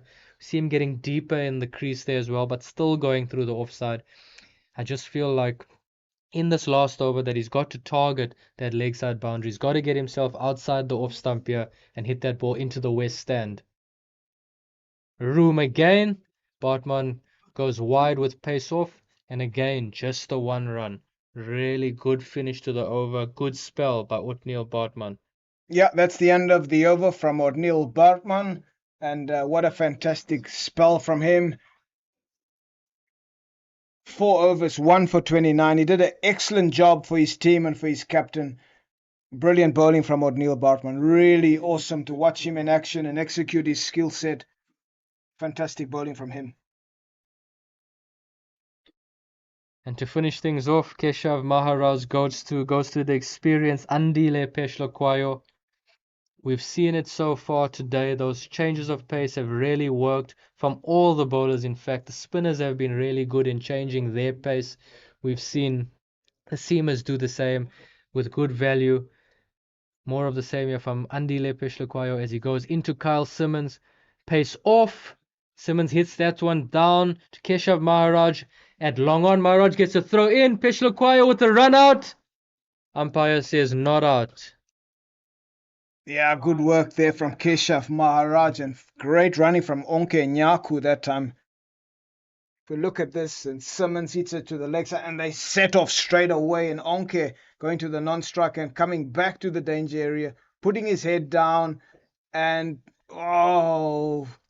Abdullah Steenkamp saying not out. Pace off once again, top edge. And Kaya Zondo making his way off the extra cover. Ring into the ring. Good catch in the ring. That's a big wicket for Andile Pechlokwayo. We spoke about it earlier. Has a knack of picking up the wicket. Once again, he's picked up the wicket just as Kyle Simmons was looking to get going once again in the final over. Andile Pechlokwayo has ruined the party. Yeah, as he runs in and Simmons tries to hit that, but again, moving around the crease too much, and a good catch that time by Kyle Zondo. The off-cutters have worked, Zane. They've really, if you look at the way they've set their fields, that's been the ploy, but they haven't been scared to also bowl the hard length, and that's been fantastic to see. I think the key with that off-cutter here tonight has been they've bowled it into the wicket. They've bowled it into that hard length. We haven't seen a cutter that's just been floated, and the execution of that cutter for the Dolphins has been incredible, excellent. I think the Western Province batters would have been aware of that. They would have done their homework. But at the end of the day, you can do as much analysis and homework as you want. You've got to execute on the day. And unfortunately, they've just come up a bit short. Yeah, the new batter is Buren Hendricks. That will be facing up to Andile Pechlokwayo. Not a great start for Pechlokwayo. He would have wanted to get that on the stumps, bowling to Buren Hendricks, but that's a wide and not the best way to start to the new batter. 143 for 7 after 19.2. Buxy, the Hollywoodbets Dolphins would be very happy with this effort tonight from their bowlers. Incredibly happy as Andile Pechlokwayo comes into Buren Hendricks. Pace off once again. Buren Hendricks swings and misses that. I don't think Buren Hendricks will be too upset being in at the wicket now as the bowler himself. We saw him in the warm-up looking really good, but just getting a feel for being out there, getting a feel for what the wicket has to offer as well. Yes, they would have seen the change of pace has really worked for the Dolphins, but just himself getting a feel for the wicket, seeing what the pace is like would help him as a bowler in that innings. As Pechlokwayo comes in, driven, Kaya Zondo feeling that brilliantly on the extra cover ring once again, and 1 run. Actually, I don't know about you, but I've picked up when guys have played with a straight cricket bat, the ball just seemed to have really pinged off then. So perhaps something for the Hollywoodbets Dolphins to think about. When players have played with a straight bat, the ballers seem to have pinged off their bats. 100% right, Mr. Esau. Most of the wickets we've seen have been to cross-bat shots. As Pechlokwayo comes back in again to Nyaku, he's gone for wide death there, and the umpire Steenkamp calling that one a wide. The second wide in the over. Andile Peshlukoya's just got to be careful here to close out the over really well. Doesn't want to give too many extras away. He's bowled a good spell so far. He wants to get out of this over as clean as possible. He's just got to keep it nice and simple and execute well here at the death as he comes back into Nyaku. Pace off once again. Nyaku clean strike down the ground. And Parsons just coming across from long on, fielding that ball in front of the side screen. 2 runs. Yeah, if you look at the wagon wheel of this innings, Buck saying there hasn't been a lot of balls hit over the bowler's head. And once again, I want to highlight bad presentation. If you look at the way fields are set in the modern game, long off, long on back, you got a gap behind the bowler. And that's definitely something for the Dolphins to think about. Pungwana, just a bit of fancy footwork there. Andile Peshlukoy up to it. Run out at the bowler's end. Brilliant fielding once again by Keshav Maharaj. Missed out on the run out on the first ball of the over. This time gets the run out to finish the innings. The Dolphins will be happy with this. 147 for 7 after 20 overs, a rate of 7.4 runs an over. The Dolphins will be happy with that finish. They've done really well there, Mr. Iso. Yeah, if you look at the replay, the fantastic pickup by the captain Keshav Maharaj as he throws that into the bowler's end. Petlo collecting the ball and doing the rest. And that's the end of the innings for the World Sports Betting Western Province Cricket Team. 148. And the Hollywoodbets Dolphins team will be looking to chase this. And we'll be back in a bit when the Hollywoodbets Dolphins will be obviously coming out for the run chase. Thank you for joining us. We look forward to seeing you a little bit later as we look forward to some exciting betting from Smarts and company. And so, please join us after the break as we follow this run chase from the Hollywoodbets Dolphins cricket team.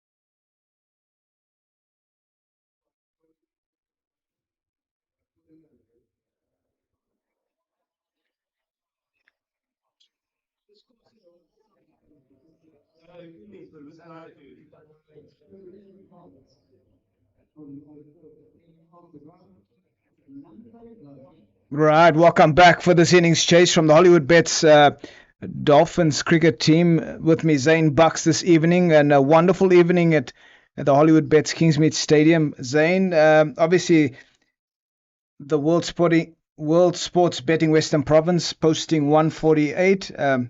The Hollywoodbets Dolphins needing 149 to win. Opening the batting for the Hollywoodbets Dolphins team is Bryce Parsons, the young player. He is joined by Grant Rulofsson. Good to see him back in this batting order, Zane. 149 runs to win for the Dolphins. No chase is an easy chase, but I think the Dolphins will be happy to chase anything less than 160 here at home as Nandre Berger comes in to Bryce Parsons to start things off. Beaten.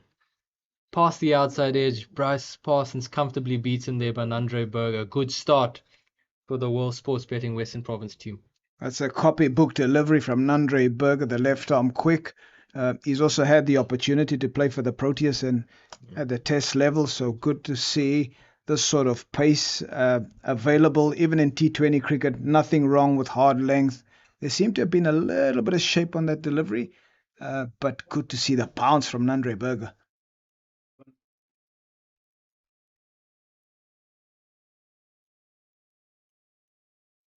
Nandre Berger, yes, done so well for the Proteas since making his debut. I think played in all three formats.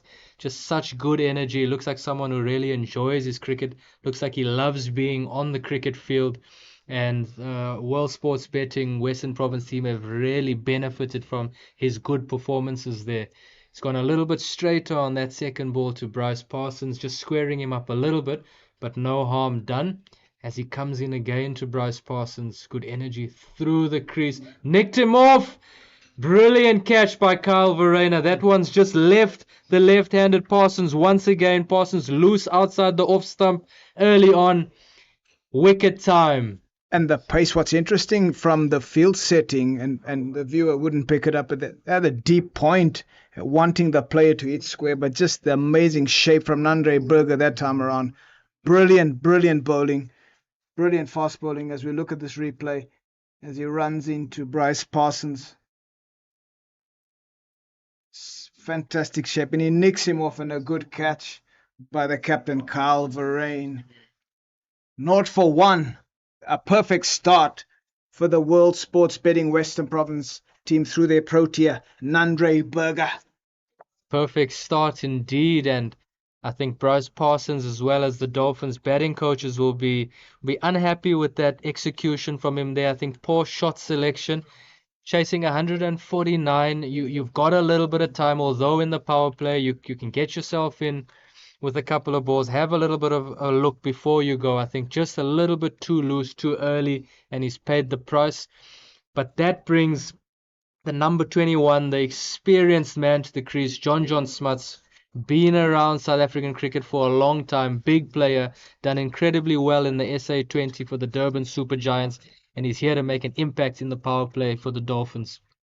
Yeah, very experienced John Smuts joins Grant Rulofson at the crease, and there will be an expectation from the coaches that John will be one of those players tonight that'll put a formidable score together in this chase. As Berger bowls, this is fantastic fast bowling. Calverain almost diving in front of first slip with that angle from Nandre Berger, saying there's nothing better than The left-hander with that shape going away from him, and then he's just pushed that one across the right-hander. John Smith. yeah, Nandre Berger showing his class. He took the ball away from Bryce Parsons, and so there would have been an expectation from John Smuts for that big booming in swinger from the left armour, but clever. He just ran it across him, and yeah, so a bit of cat and mouse happening out there in the middle.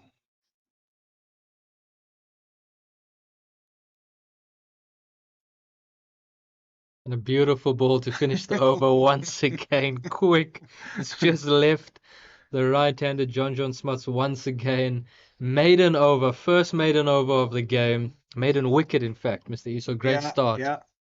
Well, what a fantastic start. That is a perfect script for any sort of T20 innings from a bowling point of view. And the big quick Nandre Berger has done exactly that, a maiden wicket. And he will be, again, from the Mgeni end is Buren Hendricks. So much experience. And this is the amazing thing, that's what we picked up last time with the Western Province, the Activations done. Cover for 4. Good start by Grant Rulofson. Just nice, easy stroke. You could see the flow of hands from Rulofson, who hails from Johannesburg. And if we look at this replay, just length from Buren, and Rulofson just leant on it. In cricketing terminology.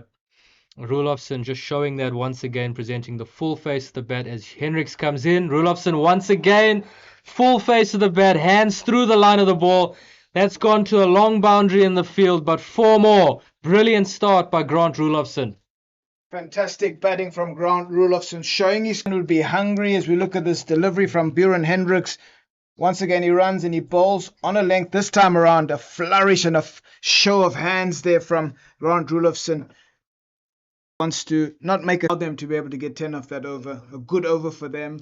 But once again, that man from the Old Fort end, Nandre Berger, with just so beautiful to see him. Poetry in motion, good pace. He's aggressive. He comes at you.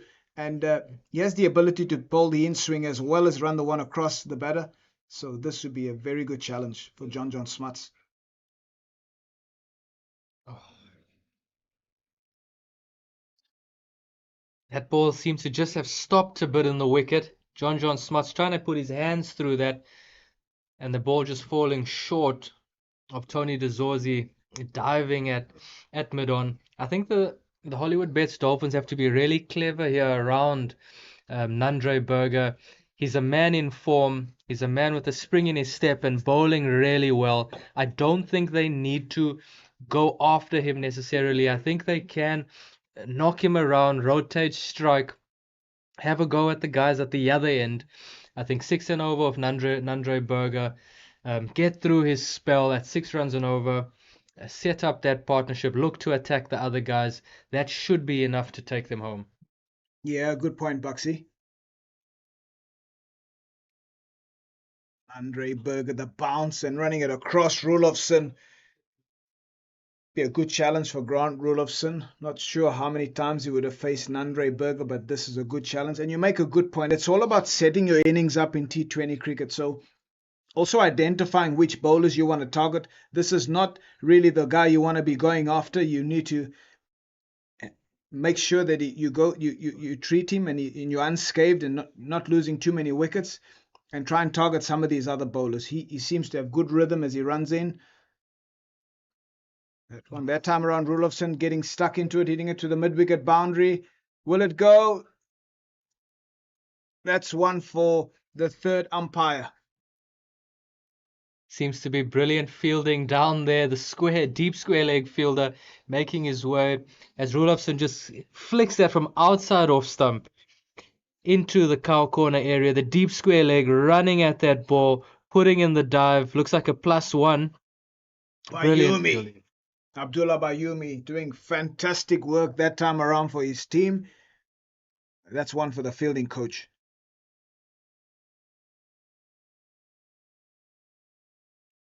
This time short. John Smuts just happy to help it down. No run, but importantly, John Smuts still in, biding his time, getting himself in. We know how dangerous he can be once he's in. He showed in the SA 20 that he had this ability to really kick on, and so it was good to see him in that Durban Super Giants team play so well. He came in at sort of 4 for them and did a really good job for his team. Berger runs in this time around wide and well taken by Carl Verheyen, showing his obviously his prowess as a wicket keeper batter. Fantastic take by the keeper. That's the first mistake I think we've seen there from Nandre Berger. Maybe looking for a little bit of extra pace. He's pushed that ball across John Smuts repeatedly. That's the first one he's brought into Smuts, just missing his line, and a brilliant diving take down the leg side by Carl Verheyen. He's brought that one back into him once again. John Smuts just looks a little bit confused as to what's happening there. He'll be happy that he's still in, but that ball is going around, isn't it, Mr. Esau? Yeah, very interesting field from Nandre Berger. Zane, you'll pick up short third man up and short fine leg, but still he's been prepared to pitch the ball up, and that's really good to see from him. Generally speaking, when those two guys, fielders are up, the guys will be looking to cut their fingers across the seam, take the pace off, but not with him. Of the over, 15 for 1, but once again a fantastic of the over. 15 for 1, but once again a fantastic over from Nandre Berger, really applying pressure in a short game. T20 is normally the batters game, but such quality from Nandre Berger, showing whatever he's learned at the international level, and in the SA 20 he's really applying it tonight. Nandre Berger, just a purple patch. The last couple of seasons have been absolutely amazing for the young man, and he's showing that once again. Really just loving his cricket, as we see a change from the Umgeni end. We've got Nabi coming into the attack, running into Grant Rulofsson. Short, Rulofsson on the pull, and he gets that fine. There's no fine leg. Fine leg's up in the circle. Rudolphson going fine over that 45 fielder. One bounce for. Good start to the over. Grant Rudolphson showing the same approach that the World Sports Betting Western Province batters had earlier on, where they look to attack the bowler early on in the innings. Yeah, Nabe running in, and so Rudolph's identifying that he's a little bit slower than Berger, and must say not the best of deliveries first up, but Rudolphson showing intent as he realizes that it's not the same sort of pace as Berger, and he's going to be looking to apply early pressure. First 2-3 balls of the over, that's as a young player, that's when you want to put the bowler under pressure. Put your foot down and really get into his head. Mtiwe Kaya Nabe under pressure from the start here from Grant Rulofsson. Rulofsson really good on the drive. We've seen that. I think his other strength is the pull. You've got to be careful when you go short to Grant Rulofsson. I like that awareness by Grant Rulofsson there as well. He's hit the boundary. He's just looked to drop the one and run the single the next ball. Good cricket, they say. Yeah, with young players, Buxy, young batters, you find after that there'll be that excitement to want to hit another one. I think the element is if a good ball is bowled at you, show the necessary respect to the bowler, and the dot, obviously, well played by Rulofsson that time. Now he comes into Rulofsson. Rulofsson hits that down the ground. Good fielding by Mpongwana at mid-on. And just the one run. Been some smart running this evening from both the World Sports Betting Western Province team. We saw from Carl Verheyen and now Grant Rulofsson doing exactly the same thing. The areas of mid-off and mid-on, left or right of them for young players, that is a good opportunity to find a single. Carl Verheyen just taking his time to get the field right. John Smuts and Grant Rulofsson, both aggressive batters, but very different in the way that they play. So the field will change to both batters as Nabi comes in to John Smuts, who goes hard downtown. That ball just bounces awkwardly in front of Buren Hendricks at mid-off, but he hasn't done enough to prevent the boundary. Unfortunately, that's a misfield that's gone for four more for John Smuts and the Hollywoodbets Dolphins. Yeah, a bit of an awkward one for Buren Hendricks as we look at this now. But John Smuts, the power of John Smuts, and an awkward bounce for Buren. He tried to get behind it, but unfortunately hit his hand and then continued on its merry way.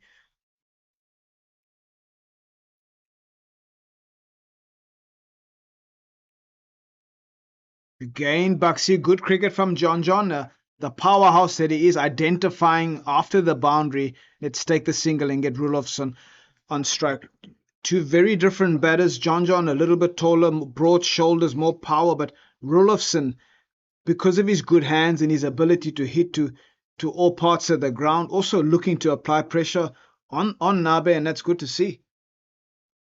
It's been a very good over so far for the Hollywoodbets Dolphins. 10 runs off it. The young Nabe is going to look to finish well here.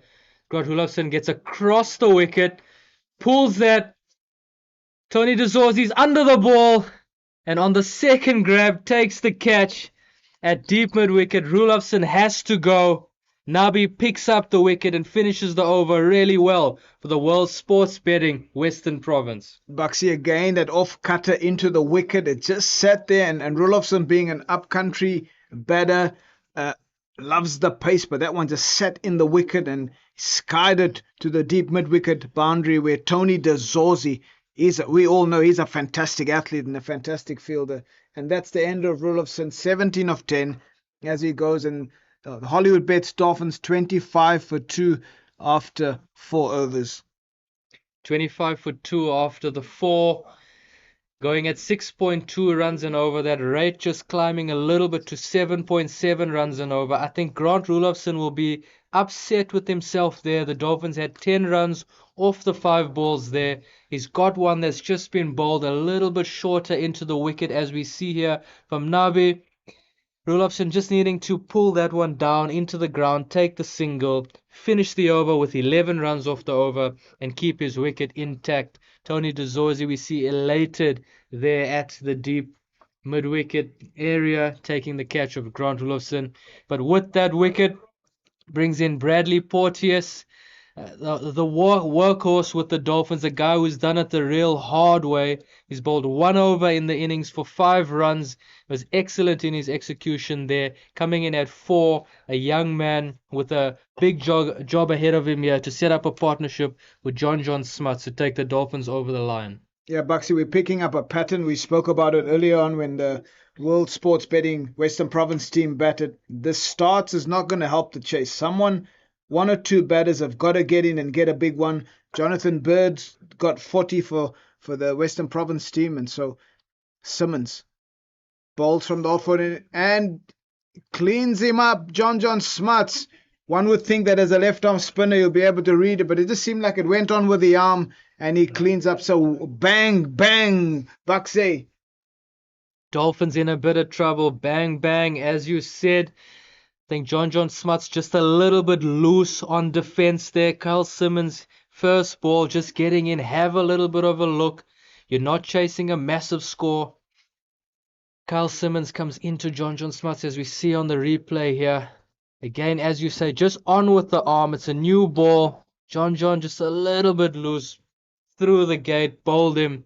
That's a big wicket for the World Sports Betting Western Province. The experienced Kaya Zondo, number 73, been around a long time, comes into bat, a stalwart of KZN cricket, scored a lot of runs here at Kingsmead, got the team over the line many times here, an experienced head, a calm head, just the man for a situation like this. Yeah, Buxy, we spoke about playing straight, and Carl Simmons, he just seemed to be able to get that one to go on the inside of John's bat, straight on with the arm, and definitely an option to hit straight down the ground.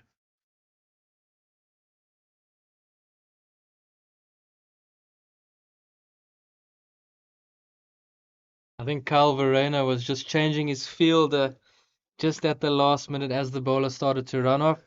Kaya Zondo not happy with that and just pulls out of the delivery. Simmons into Zondo. who defends, finds the outside edge that beats the short third man fielder. Kaya Zondo's run 2 runs there off the mark. Yeah, Carl Simmons showing lots of tricks as a left-arm spinner. That one spun a little bit, so yeah, the batters have got to watch the ball carefully. And yeah, good start from Carl Simmons for the World Sports Betting Western Province team.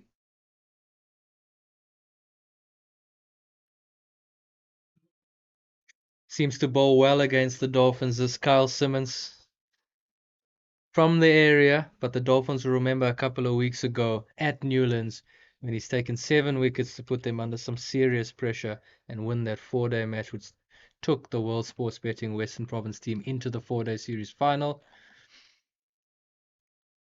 Today is a new day, though. The Dolphins have a new opportunity, and they're going to be looking to get their revenge against the Western Province team. But so far, it's all Western Province 74 or 27 for 3 in 4.4 overs as Zondo sweeps past the diving square leg fielder, scampers back for a second. Yeah, good running there from one of their more experienced players, Kaya Zondo. Buxy, do you find in school cricket, left-arm spinners, the guys are using them in power play? It seems to be an option. As you know, schoolboys can generally struggle against spin. And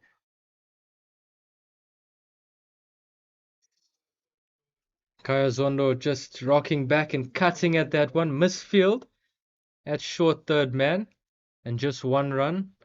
Kyle Simmons will be happy with that start. 1 over, 1 wicket, only 3 runs off it. Brilliant start. He's got the big wicket of John Smuts. Yes, Mr. Esau, to answer your question, I yes. think the finger spinners bowling in the power play, you see the off spinners, the left arm spinners, those finger spinners making a big impact in the 100-ball cricket that we play here at KZN at a schoolboy level, as well as the T20 cricket. I think it's the accuracy and the ability to control the new ball, as well as the batters in the province just finding a little bit difficult when the pace is off the ball.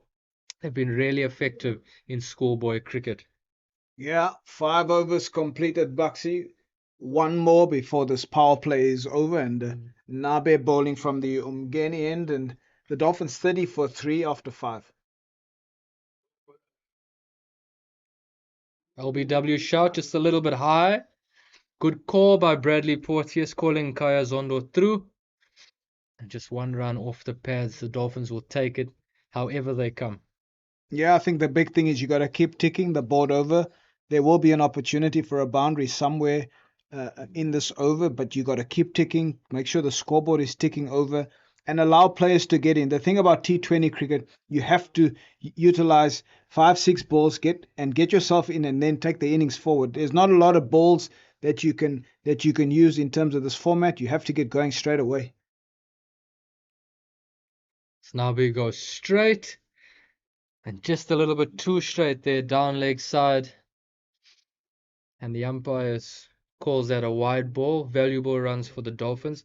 I think you're right, especially in a situation like this, Mr. Esau. The Dolphins aren't chasing 200 runs. You've got a bit of time. You can get yourself in, knock the ball around, put the bad ball away, and get yourself over the line. Porteous defends that one. I think the Dolphins will understand that right now they're under a bit of pressure. 3 wickets down early on in the game. These two batters have got to put together that partnership that we've been crying out for all games so far. They've got to bide their time here, keep some wickets intact, knock the ball around, and when they get in, they will be able to cash in later on. Now we go short and Porteous on the pull. Once again, fine. The fine leg is up in the ring and Porteous finds the boundary. That ball goes all the way for 4 down at the Castle corner. Not too many people at Castle corner tonight, Mr. Esau. As we see, Nabe comes in, short leg side. Porteous just rolling with that down to Castle corner. Vacant Castle corner today. Empty, Buxy, empty. We do have a bit of a crowd that have come out to support this fixture this evening, and so they are sitting on the grass embankment. close to the scoreboard, the manual one. As we see Nabe bowling back of a length and Porteous just knocking it to the leg side. Just wanted to check with you, Buxy. Obviously, the SA 20 that took place, that was more for some international players that came into our country to experience our wonderful country and the wonderful cricket. And the atmosphere was amazing. But I think the good thing for the domestic players, because not all of them played in that SA 20, now this is their opportunity to showcase their ability. And hats off to Cricket South Africa for this competition. I believe it's a double round which allows the young players to establish themselves in this format. So hats off to Cricket South Africa, because your game at international level at the Proteas is only as strong as your provincial system, and so just this is a great opportunity for these young players. Just your take on that. Obviously, this is not the SA 20, but this is the chance for the young players to showcase their ability in our country. Most definitely, Mr. Esau. As you said earlier, the SA 20 bringing in all these international players from around the world with a different experience, different take on the game, different learnings, and that alone just helping our young players to grow. They might not have had much of an opportunity to play in those fixtures, but just the learning from being around those guys, training with them, talking to them, being in that environment will have helped them incredibly. And now they get the opportunity through the CSA T20 challenge to show what they're made of. As you've spoken about, lots of games, double round, 14 games in quick time. That's a lot of cricket, but these guys are professional, and I'm sure really excited to hit the ground running, get a good start, bank some points early, and put their team in a good position when it comes to those latter rounds when the pressure's well and truly on. Yeah, I think we also want to encourage viewers and fans out there, cricket fans. Oh, as we see Carl Simmons once again, he's been intriguing tonight. The batters have struggled with him. But just to finish off the point, we want to almost say to the crowd and the supporters of cricket in the areas where the matches will be played, go to the grounds, go and support. Take the young players and the young kids to go and support the T20 format. It's nice, it's short, it's a nice outing for the family as we look at the grass embankments and the kids playing, and just having the support tonight is just fantastic. So at all the grounds around the country, if the if the if the T20 Cricket South Africa T20 challenge comes your way, find yourself down to the ground, go and support. It really makes for good watching to see the young players on display. Brad Porteous just gives himself a bit of room there and hits that ball through to the deep cover area. Tony DeZorzi, nice and tidy. 100%, Mr. Esau. The young kids out there get to the ground, see the players live, feel the atmosphere. You ask many young cricketers out there today playing school cricket, what do you want to be when you're older? Almost all of them want to be professional cricketers. There's no better way to learn than come to the stadium, feel the atmosphere, see the lights, see them play under lights, see the way they approach the game, talk cricket, play cricket, learn, give yourself the best opportunity to be the next professional playing under these lights at Hollywoodbets Stadium, Kingsmead, and stadiums around the country.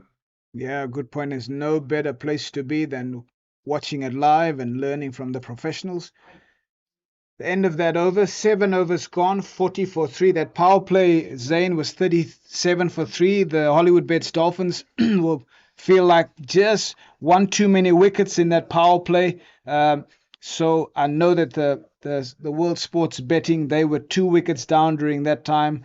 And so, yeah, it's a little bit neck on neck as we look at the comparisons between these two teams. Not much in it. Just the difference is just Hollywoodbets Dolphins just having lost one more wicket, but the opportunity now for the field to spread, and so there's lots of options. There's lots of opportunity to tick the board over, and that's your way to stay in the chase. You know, there will be one or two bad overs, and that's how you get closer to chasing down this total.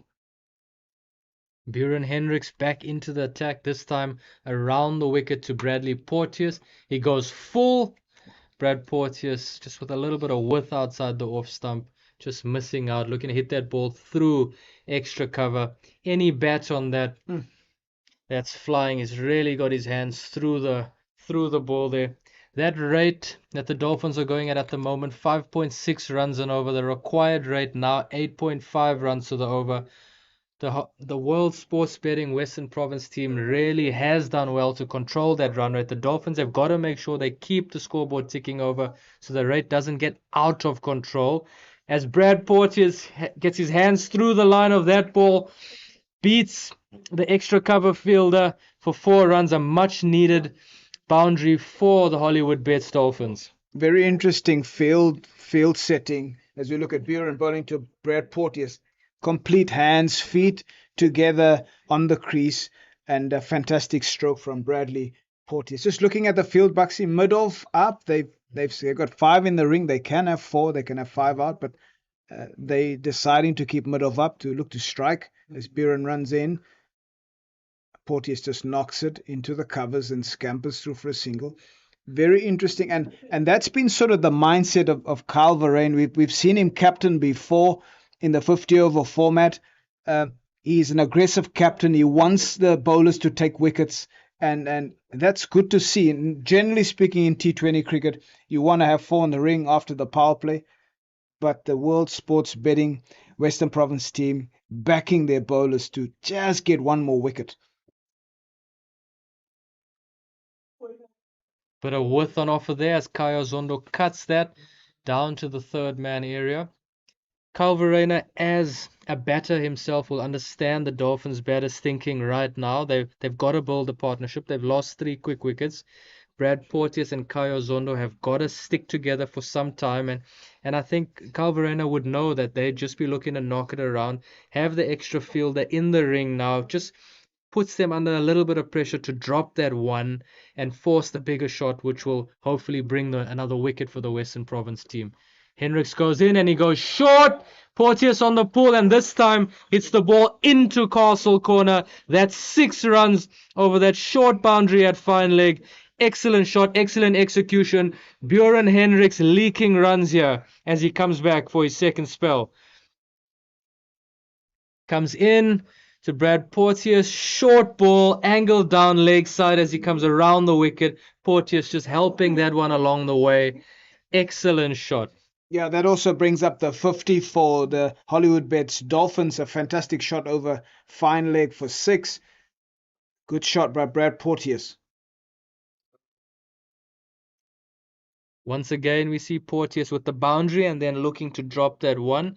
Just a sign of a mature player who's reading and understanding the situation right now. A good over for the Dolphins. Yeah, 12 of that over for the Hollywoodbets Dolphins, and Brad Porteous, just looking at how he's setting up at the crease, he went deeper to Buren, picked it up that it was short, and he really hit a fantastic shot. Just looking at the batters still to come, just something I've picked up, Buxy Smith and Petlokwayo. Jason Smith, a very organized player, and so this is the key partnership to set up the rest of the innings, because Petlokwayo in behind Jason Smith is very aggressive. We know about what he can do with a bat and his power. So Zondo Porteous partnership is going to be critical for the Hollywoodbets Dolphins in this run chase. Mishlale Mpongwana into the attack. Looks like he started with a bit of a full toss there. Zondo just trying to hit that one into the leg side leading edge, but manages to scamper through for a single. Mr. Iso, you're 100% right on that one. This is the partnership that has to set up a big finish for the Dolphins. Just under 100 runs to get, 96 runs to win, to be exact. And this partnership has got to set it up for Andile Petlokwayo and Jason Smith to take the Dolphins home. As Pongwana goes in that length once again, and dot ball. Yeah, the good thing about the scoreboard is it gives you the runs and the balls left, and so that's what the batters will be basing the chase on, and really a good opportunity. If they stay within striking distance, 7 runs and over, you're giving yourself a chance. The field is spread now. You can drop and run. You can get 6, 7 runs and over without trying. Pongwana goes really full there. Brad Porteous just managing to dig that one out. He's got 1 run to the deep mid wicket fielder. And yes, you're 100% right. These two have just got to Just got to bring that runs, just the required runs down. Just rotate the strike, get within that touching distance for a big and quick finish from the power hitters at the end. Pongwana goes at the stumps once again. Kayo Zondo just happy to defend the ball back to him for no run.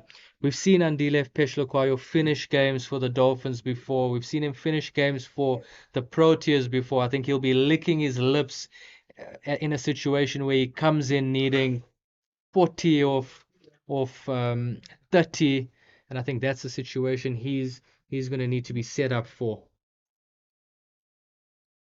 Straight from Pongwana. Kayazondo just happy to knock that into the deep mid-wicket area for one. Yeah, I think the big thing is in building a strong partnership, Porteous and Zondo, Zain, is that the understanding that in this innings there will be an opportunity to pick up 15 runs in an over, sometimes 20 runs in an over. And that's just how the game, the T20 cricket works. You have to keep working hard and run hard. And so, good shot there from Brad Porteous. And Mpongwana is just rolling his fingers every single delivery across the seam. And yeah, he'd be happy to give away singles. But the key is to keep going in the partnership, build the partnership. The partnership will score quicker than any other individual that will come in next. So that's the big thing. There's an element of patience, but smart cricket that's needed in this run chase. Yeah. I think it's exactly that. Kaya Zondo and Brad Porteous, just we see them having a discussion there, and they'd be talking about taking this game deep. That would be the discussion. Let's take it deep. When you get into that place and the game is deep, the bowlers that come into bowl at that place are under pressure. And when players are under pressure, anything can happen. But you've got to get yourself to a place where you take it deep with wickets in hand, with big players still to come, and then you're giving yourself the best chance to win this game as Simmons comes in from the Umgani end and again strikes. First ball once again. Brad Porteous going across the line, missing it, bowled him. Yeah, Carl Simmons, a bit of a golden arm, Zane, and so just a error in judgment from Brad Porteous. Not a very good cricket shot. We highlighted earlier on about the fact that you have to play straight on this wicket. As we look at this, Simmons bowling to Brad Porteous. Just a generally straight delivery, not doing much, and hits the top of off stump. And that is a wicket for the World Sports Betting Western Province team. The next batter, as we said, Jason Smith. Jason Smith has the ability to play that dual game where he can come in and knock the ball around and take the game deep. He also has the ability to finish a game, so he's one of the best players going around in South African cricket at the moment. Really started the 50-over competition really well. Has been a little bit quiet since then, but I think he's due for runs. Jason, a calm head, batting with another experienced calm head in Kaya Zondo. That we've been talking about that partnership, Mr. Iso. It just looked like Brad Porteous and Kyle Zondo were getting that partnership going, and then Kyle Simmons has managed to get through to break that partnership. The Dolphins are going to need to have that partnership happen now to set up that big finish. Yeah, the field is set fairly open. I mean, long off, long on back. You just keep knocking it down the ground. Jason Smith, fantastic stroke, just wide of extra cover, beautiful touch. And he's showing his class, the first delivery, and that's really all you got to do. Twos, keep rotating strike, hit the ball down the ground. I thought Brad Porteous started well, but just an error in judgment, not the correct shot for that delivery, and it's a real pity. I think Brad Porteous would just be looking at that first shot by Jason Smith, the way that he's kept the face of the bat open, just hit through the line of the ball and run those 2 runs. I think Brad Porteous will be kicking himself just with his execution there. As Simmons comes back into Jason Smith straight once again. Again, Jason Smith just keeps the face of the bat open, allows the ball to hit the bat, scampers one. Yeah, really simple cricket, Buxy. I mean, Jason has shown in 2 deliveries what Porteous should have done. Just keep hitting the ball with a full face of the bat, maybe rotate the wrist a little bit last minute, hit it under your eyes, and sweepers out on the offside. So yeah, as Kaya hits that to the sweeper boundary and they go through for a single. I think the trouble here for the Dolphins is now, after having built that partnership with Porteous and Kaya Zondo, they now have to rebuild with Jason Smith and Zondo. So again, that maybe is going to take a bit of extra time. That run rate will just climb and just make it that little bit more difficult for the guys coming in later on.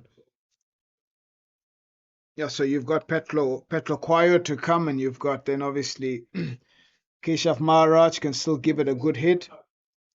Subrahin can hit it. So yeah, it's going to take one player tonight to really, from the Hollywoodbets Dolphins team, that will say, I'm going to take the game by the scruff of the neck. I'm going to make sure that we take this game deep. But one or two of them will have to take some risk at some point. That's the big thing. Players have got in, they've got starts, and they've got out. That's been the challenge tonight for both teams. At the 10 over mark, the Dolphins 61 for 4. Yes, these players are going to have to build a partnership eventually as we get deeper and deeper into the game. One of them is going to have to take the risk. But for now, they've got to build that partnership. Whilst building that partnership, knock the ball around. Calverain has opted for just the 4 men in the ring now. Yep. Oh, Smith is beaten past the outside edge. And Yaku, in his first spell here, that's a really good start. Good start from Onka Inyaku. He does have the ability, Buxy, as we saw in that delivery, to swing the ball away. We saw him bat earlier on. He's a handy all-rounder. He does a good job. But I think this is also an opportunity for the Hollywoodbets Dolphins to target and get stuck into him. As Jason Smith goes big into the south stand, over long on for 6. And Yaku just over pitching slightly. Jason Smith recognizing that length. He likes it. He loves it. Big hit into the south stand. Much needed boundary for the Dolphins. Yeah, it's a typical modern day player in what Jason Smith, as we look at this replay, Nyaku just in the slot, Buxy, and Jason Smith, modern day player. It doesn't matter if long on and long off our back. He's gone through with a shot. It's a fantastic cricket shot, and that's exactly what his team needs. More of that, and so to transfer the pressure. That's the thing with Carl Simmons on this side from the Mgeni end. The batters haven't been able to transfer the pressure onto him. And Yaku just brings that length back a little bit. Jason Smith just showing his skill there again. Nice and simple, full face of the bat. Knocks that ball to the sweeper for 1. Buxy, I've always felt with Jason Smith, I made the point in the 50 over campaign when we were on air that I feel that Jason has to come and bat earlier. The Dolphins have persisted in keeping him a little bit middle order. And if you look at his setup and the way he hits the cricket ball, it would be good if he can come a little bit higher up in the order. Kaya Zondo, a bit of risk here against Nyaku. He's giving himself some room, going offside there, looking to hit that ball over the keeper, Calverain. Missing out on that one. Yes, Mr. Iso, I think I agree with you on that one. We've spoken about Jason Smith being able to play that dual role. I think that number 4 position he's got to make his own in this Dolphins team. Zane, you generally want to have your best players at 3, 4, 5. You know, even in the short game, those are the players that need to face the most balls in cricket. And so he's a good cricketer. He's shown the form that he had in the 50 over campaign was unreal. And so he's played some wonderful cricket shots tonight. And one would want to see that sort of ability higher up the order. As Nyaku comes in to finish the over here to Smith, who just works that ball behind square on the leg side for a comfortable 2. That's a good over for the Dolphins.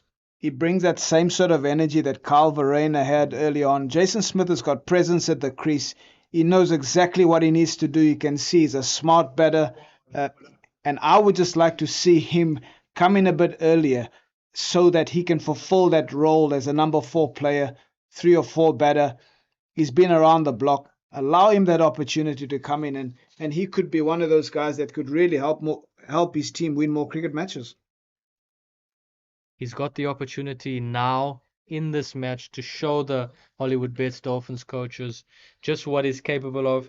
They would see a lot of him at practice. They've seen what he can do in that 50-over competition. He's got an opportunity here to stake a claim for that spot higher in the innings. Just a little bit afraid that if he finishes the game well here for the Dolphins, he might keep his position in that middle order.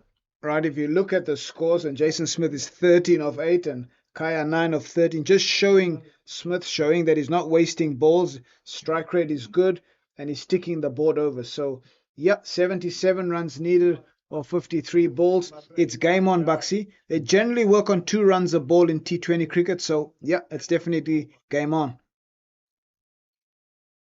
As Mishlali Mpongwana comes into Jason Smith. Full, Smith drives, just manages to find John O'Bird at extra cover. Jason Smith has missed out on that one, not happy with himself, but he's got to put that ball behind him and focus on the next one. Yeah, it felt like he missed out. It was a genuine half volley, and he could have beaten Carl Simmons at extra cover. Left or right, sorry, John O'Bird at extra cover, and that could have been a boundary. Pongwana in again to Smith. Pace off. There's an appeal, and the umpire says not out. I think a little bit hopeful there with that appeal, Mr. Esau. Umpire Abdullah Steenkamp having none of it. He just stood, didn't even move, not out. As we see, Pongwana just takes some pace off, but again into the wicket. Dot ball.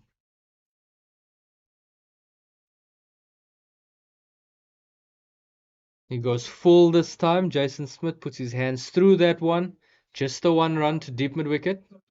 Yeah, smart bowling from Mpongwana. He's really just bowling to his field, long on back, deep mid wicket, and deep square. So he's just making sure that forcing the right-handers to hit the ball to where obviously the leg side set and short fine leg up, but that's really where he wants them to score. So it's all working according to plan for Mpongwana. Kaya Zondo goes offside, picks that one up over the 45 fielder, and that's 4 runs. Boundaries in back-to-back overs here for the Dolphins. This will help them to bring that run down and stay in line with the chase. Excellent innovation by Kaya Zondo. As we see Mpongwana run up, Zondo shuffles across and just helps that ball over that diving 45 fielder for 4. Yeah, we've seen the batters move around the crease tonight. Some have been effective, some have got out through that, but clever batting from Kaya Zondo that time.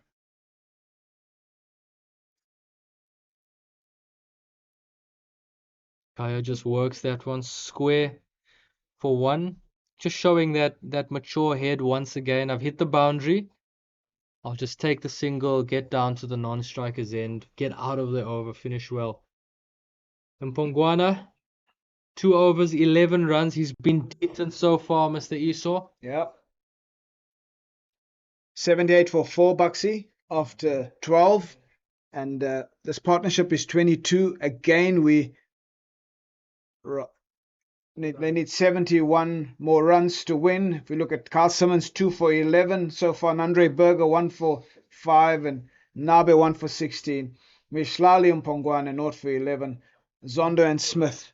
Is this the partnership that will get the Hollywoodbets Dolphins over the line? The partnership breaker back into the attack. Kyle Simmons from the old Fort end. Kaya Zondo just knocking that one down to long on. I think the Dolphins have got to be really careful here when playing against Simmons. They know what he can do. They know he's the strike man.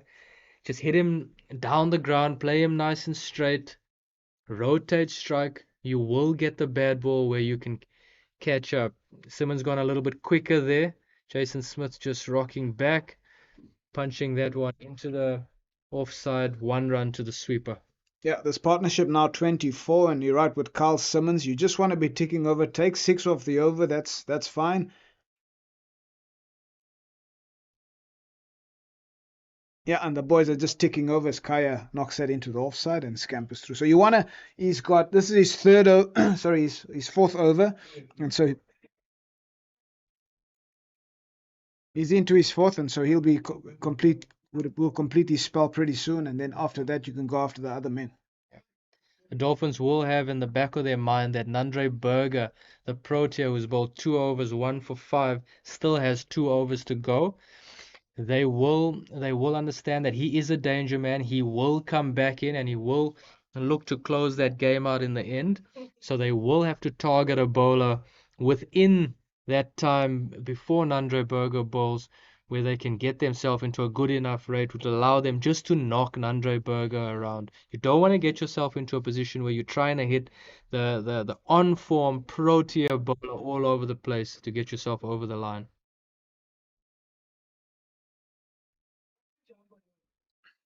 Good shot by Jason Smith. They should be able to pick up 2 as he hits that to the sweeper boundary for 2. I think someone like Onke Nyaku, not sure if he will have another over, but he might be someone that the Hollywoodbets Dolphins could target. That was a good over for the Hollywoodbets Dolphins. They knocked it around and they picked up, I think it was 8 of that over, possibly 7 or 8 of that over. And yeah, this partnership is growing. 29 runs now. We're keeping our eye in the commentary booth on that partnership. And it's slowly building, Buxy, and it's getting there. And so, yeah, they're still within striking distance. 64 of 42. As the man that you spoke about, Nandre Berger, comes into the attack. This is where Kyle Verreynne is saying, I'm bringing back my strike bowler, even outside the power play, and I want to get one of these big guys out, Smith or Zondo. Then at least I know our foot is halfway in the door. This is what the skipper Kyle Verreynne is saying. That's exactly his thought process right now. Nandre Berger coming in for 1 over.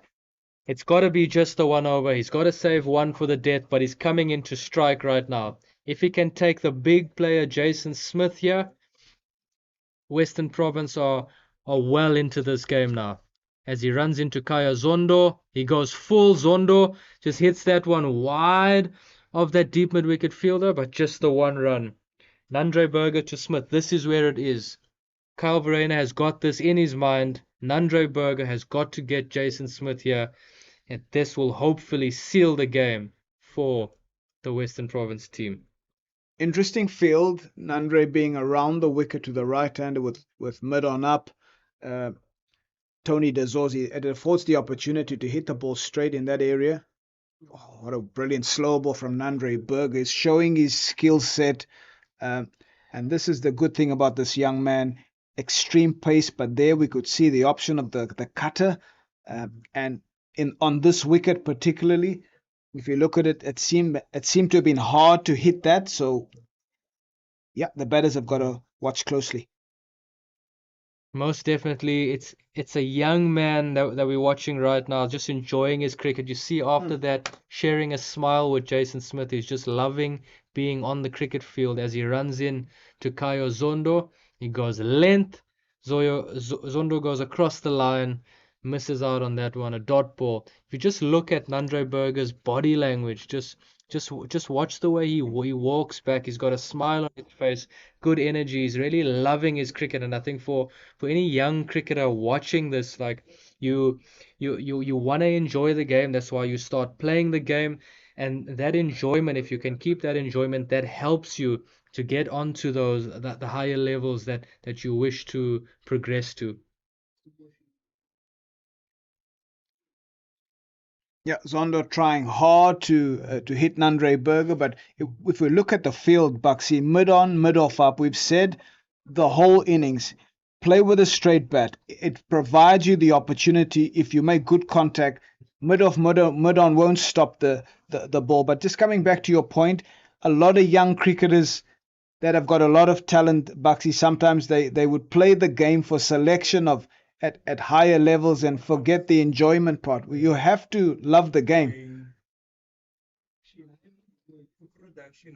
As he bowls again, Berger showing an array of skills, hitting the thigh pad of Jason Smith, and as they scamper through for a leg by, a lot of young players.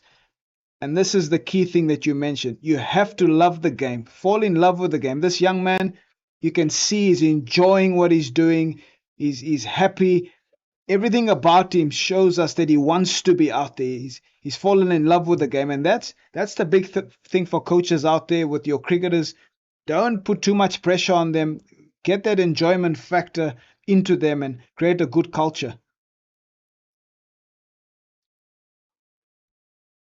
It's Berger just follows Kaya Zondo on that one.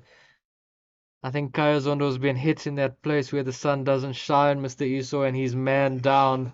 And on a delivery of about 135 to 140 kilometers hitting you smack bang, that's a lot of pain, Zane. Oh, the Dolphins physio hasn't even tried to run on here. I'm not sure what he'd be able to do, but Kaya Zondo in a lot of pain right now. But just to get back to that point again about the enjoyment, you're 100% right. You've got to fall in love with the game and enjoy the game.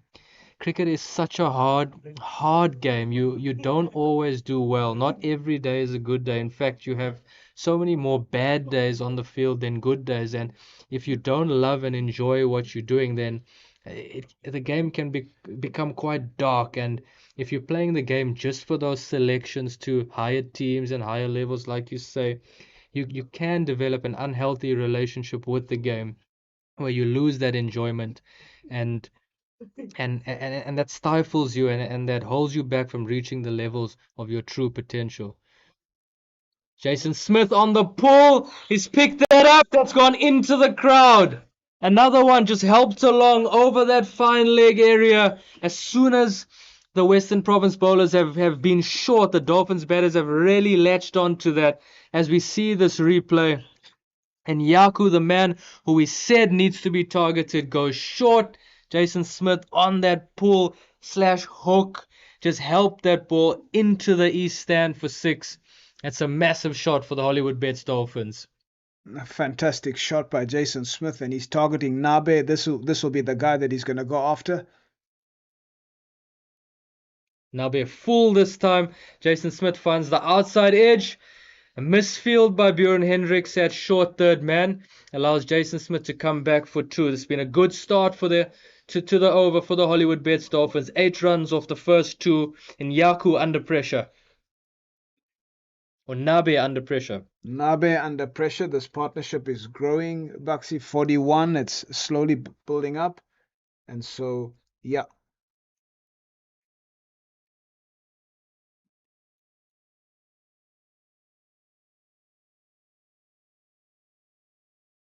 Nabe to Smith. Again, Jason Smith pulls that, but to the fielder, and he takes it. A brilliant catch out in the deep mid-wicket area. There's Abdullah Bayumi taking the catch, and that's the end of Jason Smith. Not exactly what the crowd would have wanted, Baxi. He is the big player, and that's the end of him, unfortunately. He's got to go. He is the big player. As you said, the big player walks back. As we see Nabe come in to Jason Smith, who just shuffles across slightly, picks up a length ball to the long boundary. A bit of a puma dive there by Abdullah Bayumi, and that's a brilliant catch. Andile Peshlokwayo. Come at the man, come at the moment. He's been in this position before. He has finished games for the Dolphins and for the Proteas from this position before. Has he got another one in him here tonight? You can hear from the response of the crowd as Petlokwayo comes in. They know what he can do. They know the power of the man. And so this is all set up as we look at this replay again. Nabe just felt like Jason Smith didn't. He just sort of just jabbed it a little bit off the back foot. If he had gone through with a shot, it would have carried. But that's the end of him. A fantastic catch on the deep mid-wicket boundary by Abdullah Bayumi. And just as that partnership was building once again, gaining momentum, it's been stopped by a wicket. Yeah, the power of the wicket in cricket, Baxi, it just stops the flow, it stops the momentum, and you have to restart again. The good thing for the Hollywoodbets Dolphins is they've got a left-hander in, which means he can target the short boundary on the leg side, and hopefully that will work once he gets himself in. Oh! A fantastic shot. Just spoken about the short boundary. And Nabe, I felt like he's been naughty this evening. He's just gone short. And every time he's gone short, barring the wicket that he got, Petlo Choir wasting no time, Buxy.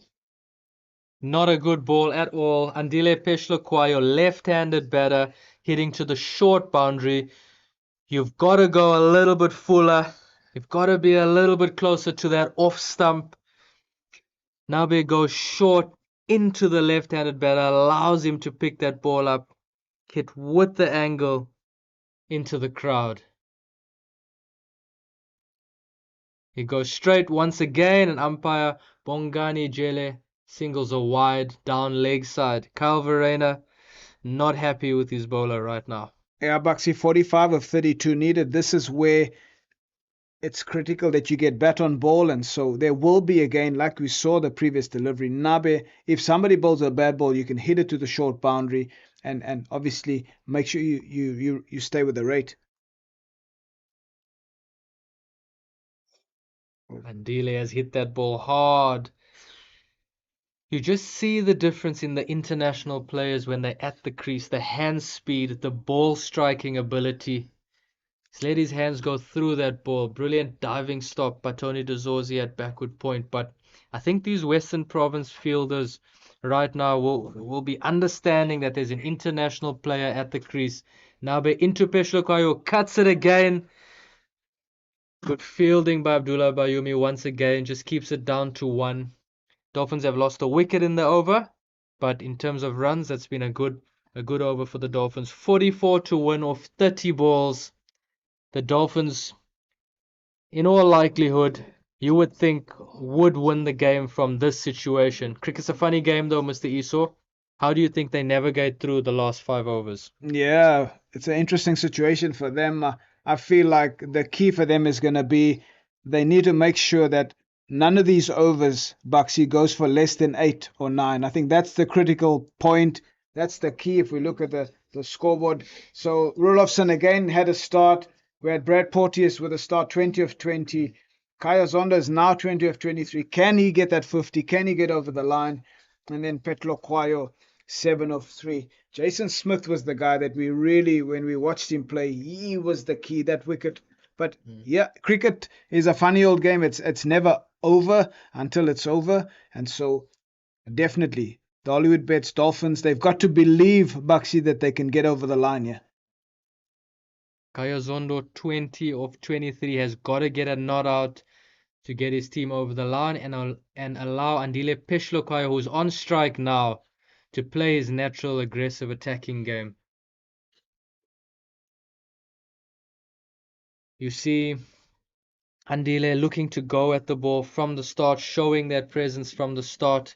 You just look at his demeanor, communicating with Kayo Zondo at the non-striker's end. He's in the game mentally. He looks switched on. He's got that presence about him at the crease. He's a big game player. As Pongwana comes into Peshloquayo once again, he goes wide, and the umpire signals that wide. Mpongwana just looking to take the ball across from Andile Peshloquayo, understanding how strong Andile is through the leg side, looking to take the ball across him. Fortunately, just straying a bit too wide. Very interesting line of attack from Mpongwana as he has third man up, which is a bit of a risk in terms of that line. He has to be in line with the stumps to force Petloquayo to hit to the leg side. Oh, he's lost total control of that one, Mpongwana, and that's a no ball. This is the pressure that we spoke about earlier on, Mr. Esau. If the Dolphins can take the game deep with their batters still at the crease, bowlers are under pressure, and now it doesn't matter how good your skills are. If you can't deal with the pressure, you will struggle to execute. I think we're seeing a bit of this here from Mishlali Mpongwana. Yeah, you don't want the moment to get too big for you. We spoke about Bartman earlier on, O'Neill, how he was able to keep his composure under pressure. This is a big test for Mpongwana. This is a free hit. Around the wicket, pace off the ball, wild swing by Andile Peshloquayo has found the outside edge. That spoon just wide of the keeper, aerial for 4 down to the third man boundary. This is a good over for the Dolphins. Yeah, this will also be good learning for Mpongwana in this situation, as he's a young player at this level. He's still learning, he's growing, he's got fantastic, amazing potential. And so this will be good learning for him in terms of his thought patterns, and how he comes out of this will stand him in good stead going forward. 6 runs off the over so far, 4 balls to go. Persisting with a round the wicket angle, and he's bowled him. Ball's just shaped back in late. Andile Peshluquayo going squarer than he should. He's been bowled. The big player, the international player, walking back to the hut. And the Dolphins now under pressure. We've seen it throughout the game, Mr. Iso. Just that ebb and flow of pressures. Mpongwana, we see that delivery again. Round the wicket, late shape. Just enough to beat Andile Peshluquayo, who walks off furious at himself that he hasn't taken his team over the line here. Is that a bit of a momentum change, Mr. Iso? Yeah, a good wicket for the for the World Sports Betting Western Province team. Mpongwana, again, we spoke about him learning through this process, and he was able to strike and get that wicket. That'll give him a bit of confidence to get out of this over. And again, we spoke about bat presentation as we look at this wicket. Around the wicket, just late swing from Mpongwana, and he will be very happy with that wicket. That will really give him the confidence that he needs to get out of this over. We spoke about bat presentation, and we just felt how players have got out tonight. They've just looked to hit 2 square, and that's how they've been dismissed this evening. Mishlali Mpongwana, not a great start to the over, but he's picked up an excellent wicket for his team here. And he's put Western Province back in the hunt. As he comes into the captain, the skipper, Keshav Maharaj. He's gone full. Maharaj drives. Bit of a mix-up in communication. Oh, direct hit would have had him. Great work at extra cover from Jonathan Bird, and so a bit of a mix-up there. Kaya and Keshav not sure whether they should be going, and so direct hit, good night nurse, that will be gone. The Hollywoodbets Dolphins just have to keep their cool here. We spoke about keeping that cool head under pressure. Kaya Zondo on strike. To paddle that ball, and he's been caught at 45. Unnecessary shot by Kaya Zondo. Mishlali Mpongwana picks up 2 in the over, and the Dolphins now under massive pressure. The 2 spinners at the crease, Keshav Maharaj. In comes Pranel Subrayan. The bowlers having to take the Dolphins now over the line. I think shot selection is an important point. Not sure Kaya, having played so well and now wanting to play the paddle. As we look at this, Mpongwana running in, and just not enough pace, Baxi, on that delivery. It was an off-cutter and caught at short fine leg. We have to just ask the question, Kaya having played so well, not a better option just to hit it down the ground and take the single? 37 runs to 1 of 26 balls. Simple cricket gets you over the line. You rotate strike with normal cricket shots. You get the bad ball, you put it away. I know up here in the commentary box we make it sound so easy, but it's really all they had to do. Simple cricket gets the Dolphins over the line. The shot selection has just let them down tonight. Pranel Subrayan takes guard. As we've said, he hasn't played a lot of white ball cricket so far this season. Missed out in the T20 or the 50 over competition, I should say, due to injury, and missed out in the SA20 as well. So I'm sure he's had a lot of practice, but hasn't had that feeling of match pressure. Yeah, an over that started a bit shaky for Mpongwana is turning out to be a positive one for him in the end. So Brian just keeps the face of the bat open there. Runs that ball down to third man for 4 runs. An excellent finish to the over for the Dolphins. But I think there has been some damage done there, losing two crucial wickets. For the big player in Andile Peshluquayo, and then the set batter in Kazondo, as we see Pranel and Subrayan just opening the face on that ball, allowing the ball to run off the face for four. Two big wickets in that over. Can the spin twins, can the bowlers take the Dolphins over the line here tonight? 33 needed of 24. It's still game on. And just that last shot from Subrahin is just the simplicity of the stroke, a simple cricket shot, running it down to third man for four. And that is really what has been needed tonight. Normal cricket shots with intent and just a bit of smart cricket. Rotate strike, just keep ticking the board. There will be bad deliveries. And we've seen that throughout the innings. There has been an opportunity to score. Nabi back into the attack to Keshav Maharaj. He goes short. Maharaj tries to force that through the leg side. Ball just skids onto him a little bit. It's high on the bat, and he's managed to run through for one. Keshav Maharaj, Pranel and Subrayan looking at the scoreboard. 32 of 23 balls. You got to be looking and thinking, in 23 balls, how many boundaries could we get here? If we get 4 runs, if we get four balls in boundaries, 4 fours, that's 16 runs of the 32. We've just got to knock the other 16 around in singles. We win with a few balls to spare. Sounds easy, but I think they've got to plan their chase that way. There's 4 boundaries left in the next 23 balls, and then we run hard for the rest. As Nabi comes into the attack, goes outside the off stump full. Pranellan seems to be striking it really well from the start. Very well. His ability to strike the ball is good to see. Just for Nabe as a bowler, Buxy, he's got mid-off up and extra cover. And just that last delivery, I felt like he's providing an opportunity for Subrahin to hit the ball over extra cover, through extra cover. So it's a very interesting ploy from them. Short third man, deep, point backward.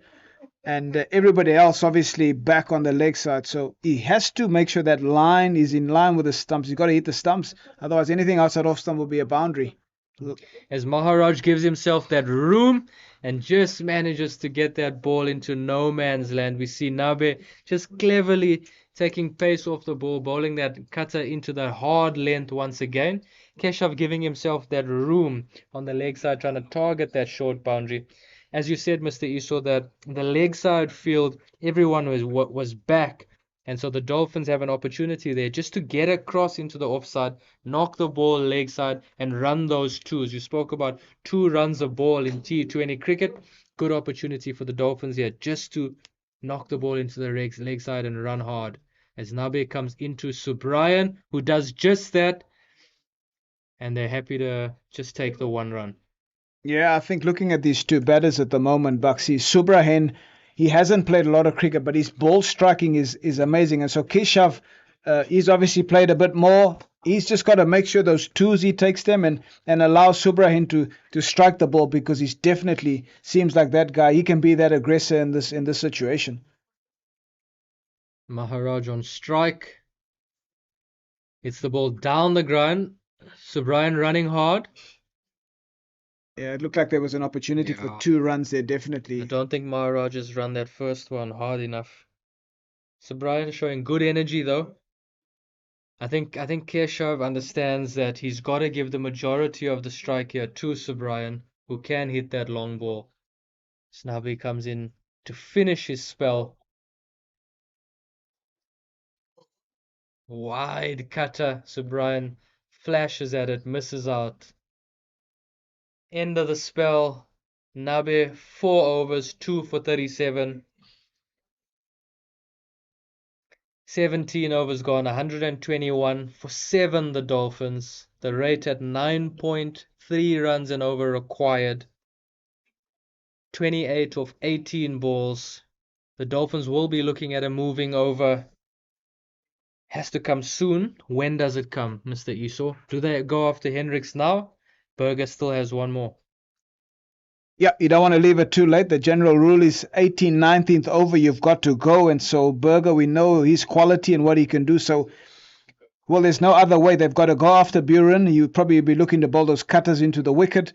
And then whoever else is going to bowl the 19th over. He starts with a wide, which is not good for the World Sports Betting Western Province team. And This is sort of where Keshav has to be smart. You want to try and get a boundary in the next ball or two and just keep that momentum. 2 runs a ball and you can really get yourself over the line if you're the Hollywoodbets Dolphins cricket team. I think Buren Hendricks understands that Keshav Maharaj is going to look to go leg side, which is to the short boundary as well. So he's trying to keep that ball outside off stump, not to give him that, oh, he's gone straight. Forget what I've said. Hendricks has gone straight into the pads. Maharaj, I think, has missed out there. Should have put that ball into the west stand. Missed out. We call that it's in the slot, the left arm seamer around the wicket into the right hander to the short boundary. And Keshav Maharaj has missed out on that opportunity to get a boundary.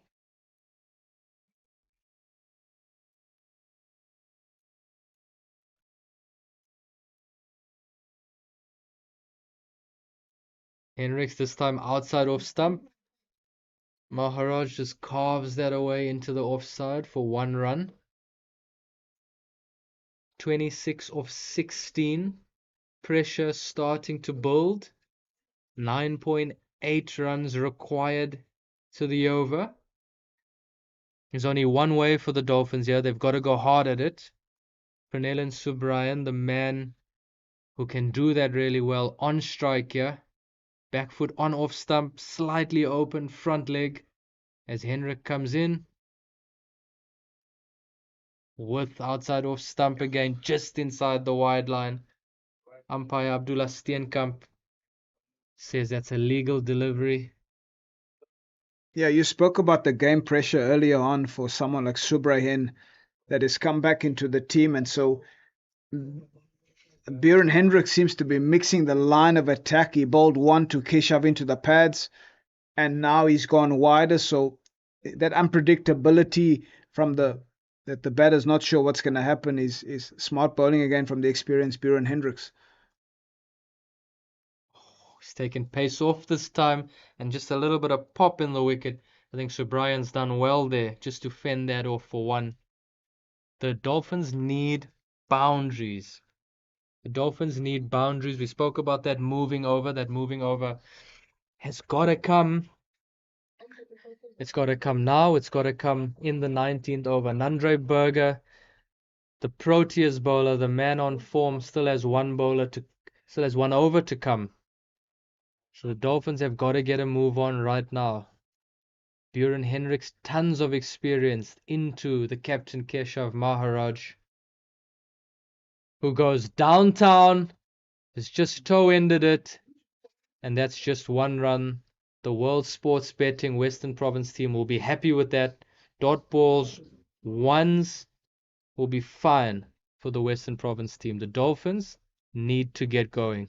24 required of 13 balls. Pranellan Subrayan will be looking to finish this over with a boundary. He's looking leg side. He's got that open setup, open stance as Hendricks comes in. Shuffle, pulls that across into the leg side. And again, just the 1 run. End of the over. 23 required of 12 balls. 11.5 runs to the over required for the Dolphins.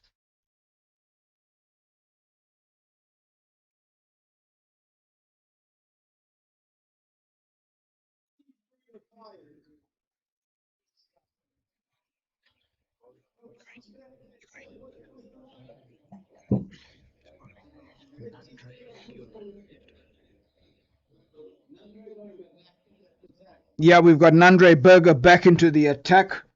From the Old Fort end, he will be bowling to Subrayan on the Mgeni side, and so this is important. 23 runs needed for the Hollywoodbets Dolphins cricket team in this run chase of 12 balls. This is the over where they need to try and get as many runs as possible. The field, mid-off up, extra cover, backward point, fine leg being brought up, so the leg side fielders all back except short fine leg. The line of attack will be at the stumps, and some cutters will be used as well from Nandre Berger as he runs in. Bowls to Subrayan, he just knocks it to the short fine leg. fielder, and they go through for a single. The World Sports Betting Western Province cricket team will be very happy with these singles. It's boundaries they don't want to concede, and so for the Hollywoodbets Dolphins cricket team, it's all about the boundaries. Fours, twos and fours, that's what they've got to get. And so this is a lot of pressure on Maharaj and Subrayan. It's exactly 2 runs a ball as they need 22 of 11. So, yeah, game on the first ball, obviously going for a single. Maharaj hits that to extra cover and they go through for a single. They're going to definitely need some boundaries, Buxy. It's been 2 singles of the first 2 balls of the over, and so it's that time. If you look at the field, I'd like to think that through extra cover, over extra cover, down the ground, through the mid-off area, they've got to be targeting that area. Most definitely. The Western Province fielders just look very calm and relaxed in the field. The guys in the ring are on the ring, so it's not going to be difficult to beat them. The Dolphins will have to go aerial as Hendricks comes into Subrayan, strikes that ball down the ground. Just the 1 run. Yeah, the Dolphins would need boundaries. These singles are not going to help the cause. They need to take that risk and attack Nandre Burger. He has shown his skill set, but the game requires them now to really go flat out and put their foot down and try and again, the offside is the option for the boundary. Keshav Maharaj just looking around the field. Nandre Burger comes in through the crease. Maharaj looking for a little reverse ramp. Misses out. It's just 120 or 19 off 8 required. The Dolphins will need a couple of boundaries here. A 6 and a 4 gives you 9 runs needed off 6 balls, but that boundary has got to come soon. Pranelin Subrayan is the man that has the potential to do it. Hasn't had one in the slot yet. If he gets it now, he's got to put his hands through this. Spurger comes in. Brilliant, brilliant, brilliant execution of his skills from Nandre Burger. His cutter into the length. Pranelin Subrayan flat bats that, but brilliant presence of mind and athleticism to field that ball off his own bowling. Yeah. Nandre Burger just showing what a class act he is. He's only conceded 12 runs so far as he looks to finish his spell full. Subrayan picks that up over the leg side, just 1. What an amazing spell by Nandre Burger. A fantastic spell this evening by Nandre Burger. He's really put his hand up for his captain. He's bowled exceptionally well, and so again, that was the 19th over that the Dolphins would have targeted, but unfortunately it only went for 5 runs, and so what a fantastic spell by Nandre Burger. 4 overs, 1 for 13. Those are excellent figures in a T20 format. International quality, Nandre Burger. Absolutely superb. To finish things off for the World Sports Betting Western Province is Buren Hendricks, the so experienced left arm seamer around the wicket to Pranelin Subrayan, hitting to the short boundary. 2 boundaries minimum this over for the Dolphins is required. Subrayan swings at that one. It's over extra cover. 3 fielders chasing it. They managed to cut it off. Abdullah Bayumi doing the fielding. 2 off the first ball. 16 required off 5. Yeah, Buxy, we're going to need some big hits. We're going to need some 6s and 4s in this over. 2s, unfortunately, not going to do it. This is the order of the business at the back end. As the last over is bowled by one of the most experienced bowlers in this competition, Buren Hendricks. He would have been in this situation plenty, and so emphasis obviously on Subrayan to hit a few big blows. Subrayan down the ground. 6 through the hands of the fielder on the boundary. Through the hands, 6 over long off. That is the hit that the Dolphins needed. 10 required now, or 4 balls. As we watch the replay, Buren Hendricks, Sir Brian into the offside, flat bat straight over the long off fielder for 4. Yeah, he's given an indication to his fellow teammates that it came out of the lights. He saw it late, and I think the delivery, the low full toss, got hit strongly by Subrahin. And yeah, although they're saying to the fielder, but the delivery allowed the batter to get under it and hit it that far.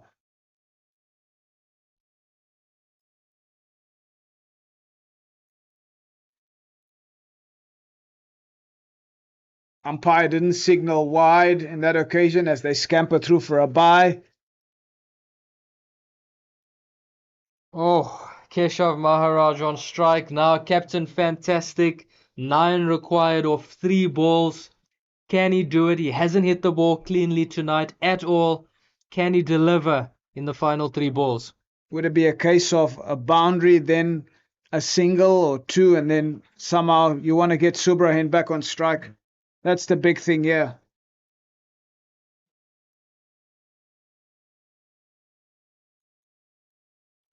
Oh, and that one signaled a wide by umpire Abdullah Steenkamp. Buren Hendricks once again just going wide outside off stump, away from the short boundary that the batters are targeting. This time a little bit too wide. 8 runs required off 3 balls. The crowd in the stadium, Buxy, getting very excited. Everybody starting to chant and clap, and it's so good that they've stayed towards the end of this game. They've stayed. They've really been entertained, and this is what it's all about.